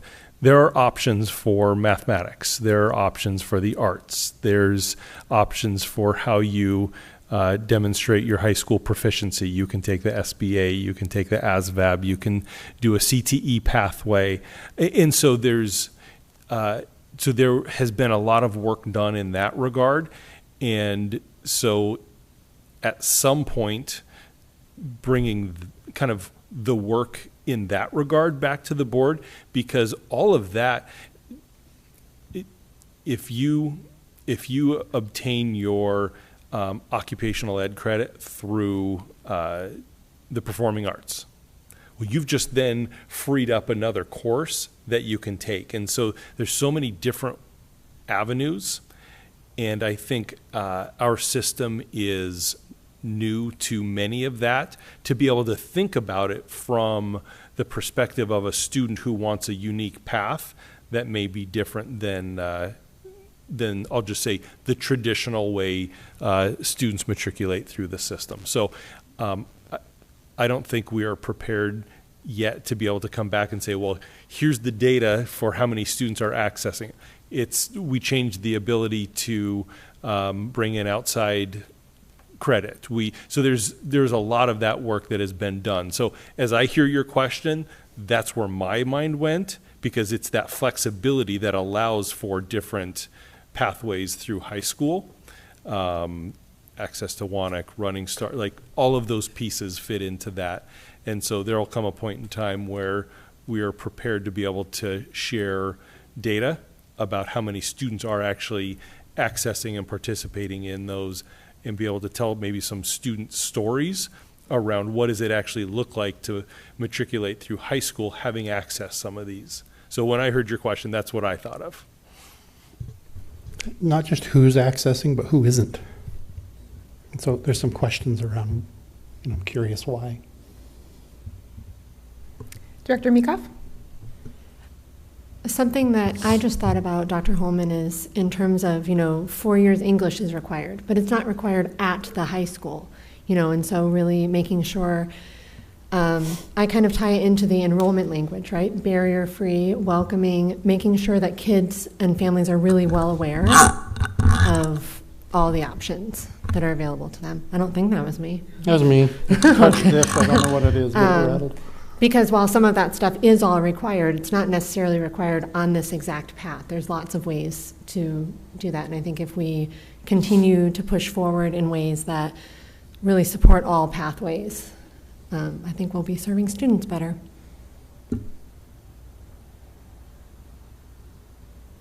Yeah, and just to build on that too, that was a note that I made. And we haven't been able to dig into for example, I know we have an indicator, I think in R1, looking at dual credit coursework, and we know that the percentages are crazy high for everybody, pretty much across the board. I think every student group is at like 95+% of accessing dual credit. But I would hypothesize that there are some differences within the type of dual credit that students access, perhaps the number, because it's just if you earn 1, it's the same as earning 20. So we haven't historically been able to dig into that. And now I'm hearing some more places like outside credits, PE waivers, and so on, where I would suspect that we're already seeing some equity access type gaps emerge.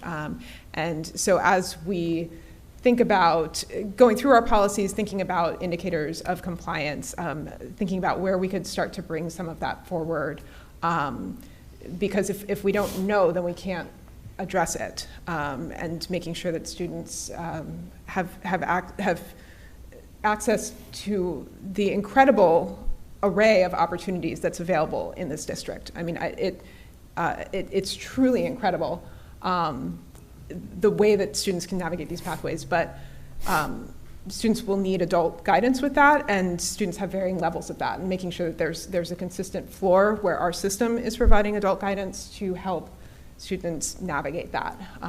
I think I've mentioned this pretty much every time I think we talk about high school day. I come back to this, so thank you for the opportunity to poke on it again, because it is really important. It's going to be interesting, though, too, to see if actually we've increased access to things like that, because that's the one, or that's not the one, but it's one that was very inconsistently applied, and who had access to it varied wildly between schools. And so we're trying to make that a more consistent, if you need it, use it. Now, the other piece the other side of that coin that has been an interesting experience, just as the person facilitating a lot of this work, when we make decisions like that, there's a flip side of that coin that has impact on staff. So as we reduce the number of students taking courses, PE is a great example of that, that reduces FTE in our schools. And so there's a balance there somewhere. And I've seen some of the work that our teachers do, and it's good. And so we don't want to lose sight of that also, that as we create flexibility, we also have to know that there's somebody impacted by that downstream.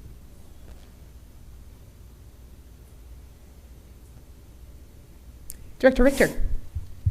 Simple question. What kind of makeup is the high school experience committee at the moment? Like, which sort of stakeholders are on there? And it's about 98 forms that all say, I want to be on the committee to fix the schedule.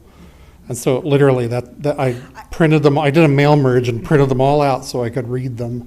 I mean, is it mostly students? Is it mostly parents? A lot of educators? Anyone external stakeholders? I didn't see many community. It's mostly parents, students, and staff. Okay. Yeah. And that's why I said I may have to do a different recruitment effort, or at least put back out to the group, hey, the schedule's off the table, here's what we're thinking, are you still interested? And then maybe open it up to others who might be now that that's not the primary focus. Any interest in having like external stakeholders, some community college, et cetera, that sort of person in, or not? Maybe. Okay. Yeah, I'm totally open to anything. Okay. The only thing I would be cautious of is that when the groups get so large, it becomes really hard to get much traction on anything. James, did you have a question? I thought I saw your hand up. Yeah, go ahead, James. On that note, I know because each school is doing their own schedule next year for LDUB, my school, my principal is trying to get a student onto that, like, school-wide committee, not district-wide. I think my question is, for my school specifically, a big change that they wanted to push for was more room time, or I guess homeroom, I don't know what the district would call it. That has been shifted from 80 minutes to 40 minutes. And so I wanted to ask you about the 20% law that states like you can't have it more than 20%. Does passing time count towards that 20%? Yes. So you really, Passing time and roux time cannot exceed 20% of the school day minus whatever the lunch time is. Not including lunchtime. Not including, so like, I think our student day is 6 hours and 40 minutes. You take a half hour right off the top, so there's 370 minutes in the school day. However much time you allocate to roux and passing, divide that by 370, and if it's over 20%, if it's 20% or over, it doesn't work. And that's not negotiable. That is a funding issue and an overall instructional hours, which would also have a funding implication, and I don't think that's a path we're going to go down. So for last year's schedule or past years, how were we able to do 80-minute homeroom route times? I don't know your schedule well enough to do that math, but we shortened the day by 10 minutes, so that took 10 minutes away. We increased the length of passing periods. I don't want to go back and say maybe it didn't, but I don't know. I don't have the calculation. I didn't do the math, so I couldn't tell you. I can tell you that it's not, I mean, it's pretty straightforward. You just total up the time and divide it by 370. I can't tell you off the top of my head what's 20% of that. 74? Yeah, must be 10%, would be 37, yeah. So the total would be 74 split between passing time and route time on any given day. Now, one of the limiting factors will be, like, if you tried to run that every day, you're not going to meet the 145-hour credit requirement either. So that becomes another limiting factor in that. Okay, thank you. I was an elementary guy, James, and elementary schedules are so much easier to put together than these kinds of things. That's interesting. Is there a possibility of reducing, because I know passing period is very important, but I know for a lot of my classes personally, I don't use all 10 minutes. Like, realistically, I probably only use 5, which was like in the old schedules. I know for Redmond High School, when we went to do the listening sessions, the passing period time was very important to them because there was so much traffic in the hallways that they couldn't physically get to the classes on time, even with 10 minutes. But that was due to construction, I believe, and other issues. In my opinion, I feel like it'd be worth it to use if it's probably not negotiable, but to find ways to support students in, like, what solutions would you present to my principal or my school and the people at my school if increasing route time isn't a possibility? Because I think this year we've seen, or at least I've seen, and my school has seen a lot of change. That shift has been very, like, detrimental, I think, to a lot of students and teachers. So I won't be offering solutions because now it's done at the school level. You see what I mean? That's something they're going to have to wrestle with when they do the schedule and collect the input, because the 5 minutes may work for you. Somebody sitting right next to you may say, well, I really like the 10 minutes because I can get my stuff and go to the bathroom and do that kind of stuff. Or maybe there's some blend of the two. I know, like, if you run a block, there's fewer transitions during the day. If you run a straight 6-period day, you've got a whole bunch of transitions that total up. So even those kinds of decisions have impact in that. So yeah, that's the work that'll be occurring in the schools this spring. We've asked for their schedules to be turned in April 30th. I think it was April 30th. Don't quote me on that, but I think it was.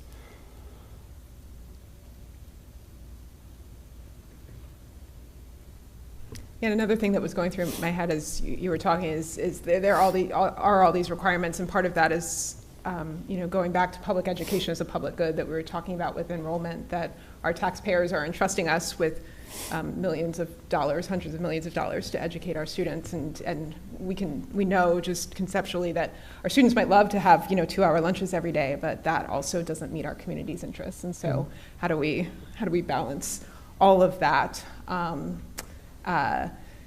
And sometimes end up making no one happy, but that's the job. Yep. I would also love 2-hour lunches every day, but I'm not sure it would make Dr. Holman happy. So. Truth. Yeah. Any other questions, comments? Thank you so much, Deputy Superintendent Beebe, for all of your work on everything. All right, the next item on the agenda was teased, but the proposed policy update on the high school graduation requirements procedure, which is Administrative Policy 2410P. Dr. Holman. Yes, and so I won't belabor this. You received probably the most lengthy first reading presentation in the history of time. And yes, this is administrative policy, but the board is required by law to take action on graduation requirements. And so I'm going to let's see, can you unmute that? Yep. And so I'm going to jump down to the location in the policy that is proposed to be modified. It's on page 10 of the graduation procedure. And number one there, at the high school level, 145 hours of planned instruction equals 1 high school credit. And you can see there it's the shift from 145 to 135. I don't know if Scott said in his presentation, this year 1 credit is averaging right around 151 to 152 hours. And so this is trying to find a happy medium between what was in the 7-period day to what students are experiencing right now. In our prior 6-period day, we were right around that same 152 to 154 hours. And so that is the first reading and proposed change. Any questions from the board?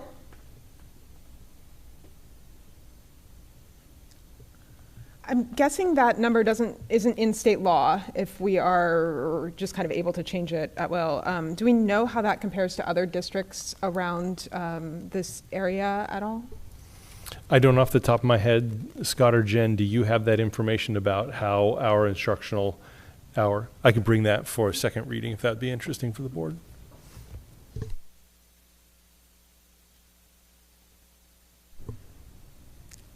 All right. If there are no other questions, I guess we'll bring that back for a second read and adoption at the next board meeting. Yes. Yep. All right. Moving along. Next item on the agenda is school visits and community affairs. This portion of the business meeting of the board is an opportunity for any board members to inform and provide updates from school visits or from organizations or groups they engage with on behalf of LWSD. Are there any updates from the board? Director Yoakum. I might be speaking on behalf of both of us because I know we both attended, and we were all invited to Redmond's Frozen Over performance put on by their band, orchestra, choir. And I don't know if anyone else went. I know that President Guthrie went, and I had the opportunity to go, and it just reminded me from the choir teacher who was here. It was phenomenal. It was incredible. It was really geared to, kids and adults, and I didn't really know what to expect, but was totally blown away. It was like the singing that gives you goosebumps, and it was wonderful. So just kudos to them and the staff there for putting that on and working so well, all of those groups collaboratively and just so well organized. So nice work. I think we forgot to report out at the last board meeting. I think it was before the last board meeting. It's been a while. But we had not a school visit, but a visit to the support services office, which Director Richter was there. Yes, I think it was just the two of us, yes, from the board. Which is out sort of Willows Road vicinity here in Redmond. And it was really fascinating to get really digging into that commitment around operational excellence and what are the supports that we're providing to our students, and what does it take to just operate a district like this? Literally getting students to school is very, very important, and that's the sort of thing that this office is just all about. So we got to see the school buses. The school bus yard is there. The new charging stations for our 4 electric school buses are there. The school bus wash. There is a school bus wash. That was very cool to see. And then also walking around the warehouse and hearing The work and the passion that goes into making that place as efficient as possible, as safe as possible for our staff who are physically working in that environment. Just so many improvements over the years to really make sure, we saw food there, we went into a giant freezer, we saw textbooks, we saw science, just all sorts of things that are part of operating this district and providing excellent education and support to our students. And we also got to walk over to the Mitty Marine building, which was just purchased, I think, about a year ago. Was it last school year, I think? Which is more warehouse space.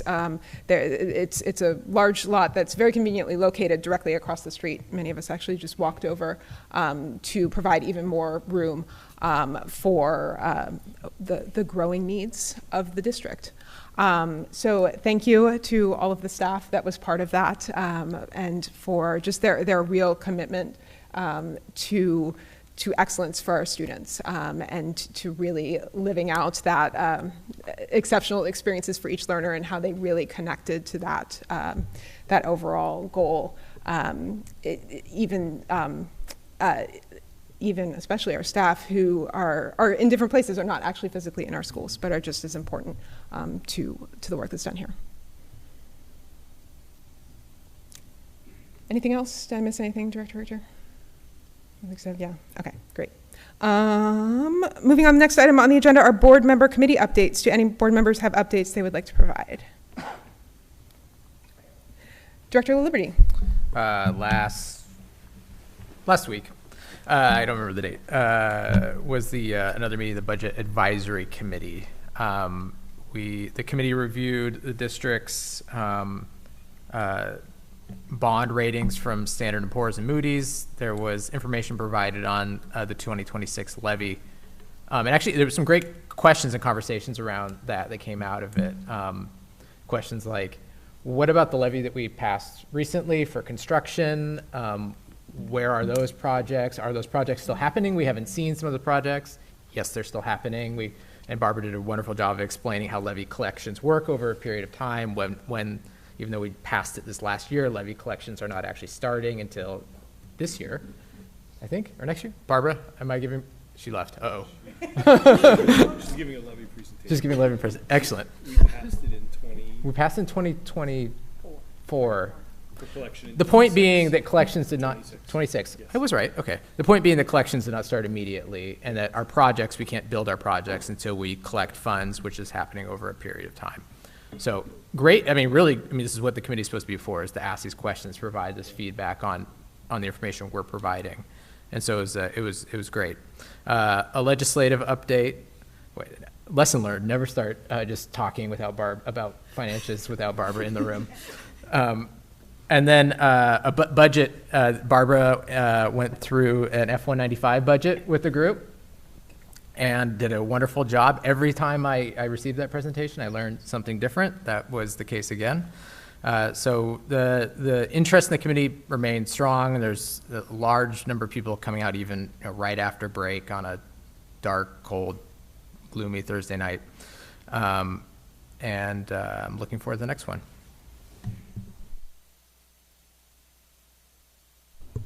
All right, I've got two committee updates. So first from Community Connectors, which met, I think, on December 10th. Community Connectors is required by law, I believe, with regards to our Community Resource Officer program, also called School Resource Officers. Maybe it's the language more people are familiar with.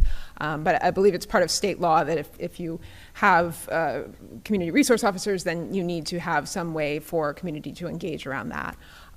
This is now the third year of Community Connectors, and really the group, which is a phenomenal group of almost all community members, there's some city staff as well, is really sort of expanded to be thinking about safety more broadly and not just narrowly focused on the topic of CROs. So this was the first meeting of this school year, and Scott Emery, who leads the group, sort of left it pretty open-ended of what's going on, what are you concerned about, what do you want to work on this year?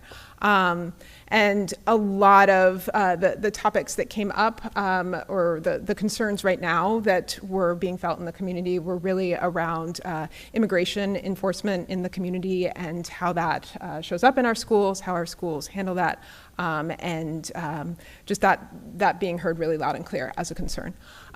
So that was that meeting. We will see where we go. I believe that group is meeting again next week, so continuing to engage around that. And then the other committee meeting that I attended, which again I'm blurring of what was before our December board meeting and what was after, but the Elementary Literacy Adoption Committee met twice in December. And I'll try to give a more succinct version of or update than I did at the study session. The first meeting was evaluating the first curriculum that was piloted. The group has 2 curriculum that are being piloted. The first is Benchmark Advanced. So first was sort of wrapping up that pilot, evaluating the curriculum, and getting everybody's thoughts on that particular curriculum. And then looking forward to Emerge, which is a new curriculum, brand new curriculum, not even finished yet actually, from McGraw-Hill. So getting training, that was the second meeting, was getting training around that curriculum, starting to do some planning because the teachers are currently in the midst of piloting. And I guess I should back up and say this is also the third year, and actually I think even before I joined, I think they may have started even back in like the 22-23 school year. It's been a really long journey for this very committed group of educators. We started the first year with a lot of professional development just around literacy best practices, utilizing our current curriculum, which is Wonders, to the greatest, really maximizing the value that we're continuing to get out of that curriculum, which I think is 10 years old now or something, maybe even longer than that. But it's actually funny to hear the teachers say, like now that they're really, really familiar with it, being able to actually get a lot of really good things out of that curriculum, which I think really speaks to that time that was spent saying, what are our instructional practices? You know, it's ultimately not about the curriculum. As important as that is, it's really about teachers knowing how to teach it, whatever it is, most effectively. And then last school year, the end of the first school year into the second school year, and now this school year has been really looking at different curricular tools. And that's where we've gotten to the point of these 2 curricular tools that are being piloted. And evaluating those, and then figuring out how to move forward. So the next time that committee comes together, there will be evaluations to do of the pilot with Emerge. The other thing that came up at the second meeting was doing a new request for information to get information on more curricular tools with a very specific intent. Both Emerge and Benchmark Advanced are comprehensive curricula, which really cover all aspects of elementary literacy. And this new RFI will be looking for curriculum really focused on knowledge building, which is a crucial piece of literacy, but not the entire thing. And so looking at, do we want to adopt a comprehensive curriculum, or would we potentially look at sort of combining 2 different curricula that are strong in different areas to have a comprehensive experience for our students? So that's not, and to be clear, that's not a decision that has been made. One of the very real outcomes could be, we love this particular curricular tool, let's go forward with that recommendation. But this is really keeping options open. Because, as Dr. Rose said at the study session, this is just so important. Elementary literacy, I think, really underpins everything that we do in this district, because if we can't get our students reading and comprehending and engaging at very high levels, math is hard, science is hard, everything else becomes so much harder. So this committee is really putting in a lot of time and effort, probably more than they bargained for, to make sure that we get this right for our students. So thank you to those teachers who engage, to the community members, the really passionate community members who engage in Community Connectors. Always the highlight of my week when I get to engage with both of those groups. Any other updates? If not, the board will meet next on January 26th with a 5 p.m. study session and a 7 p.m. board meeting. The board will now meet in executive session for 60 minutes for the purpose of evaluating the performance of a public employee. Please note, executive sessions are closed to the public. The board will convene an executive session starting at 9:25. At the conclusion of the executive session, the January 12th, 2026 board meeting will be adjourned at 10:25. There are no additional agenda items, and there will be no board action following executive session. Should the board require additional time to meet in executive session, I, as board president, will announce an extension of the executive session. The board will now convene into executive session.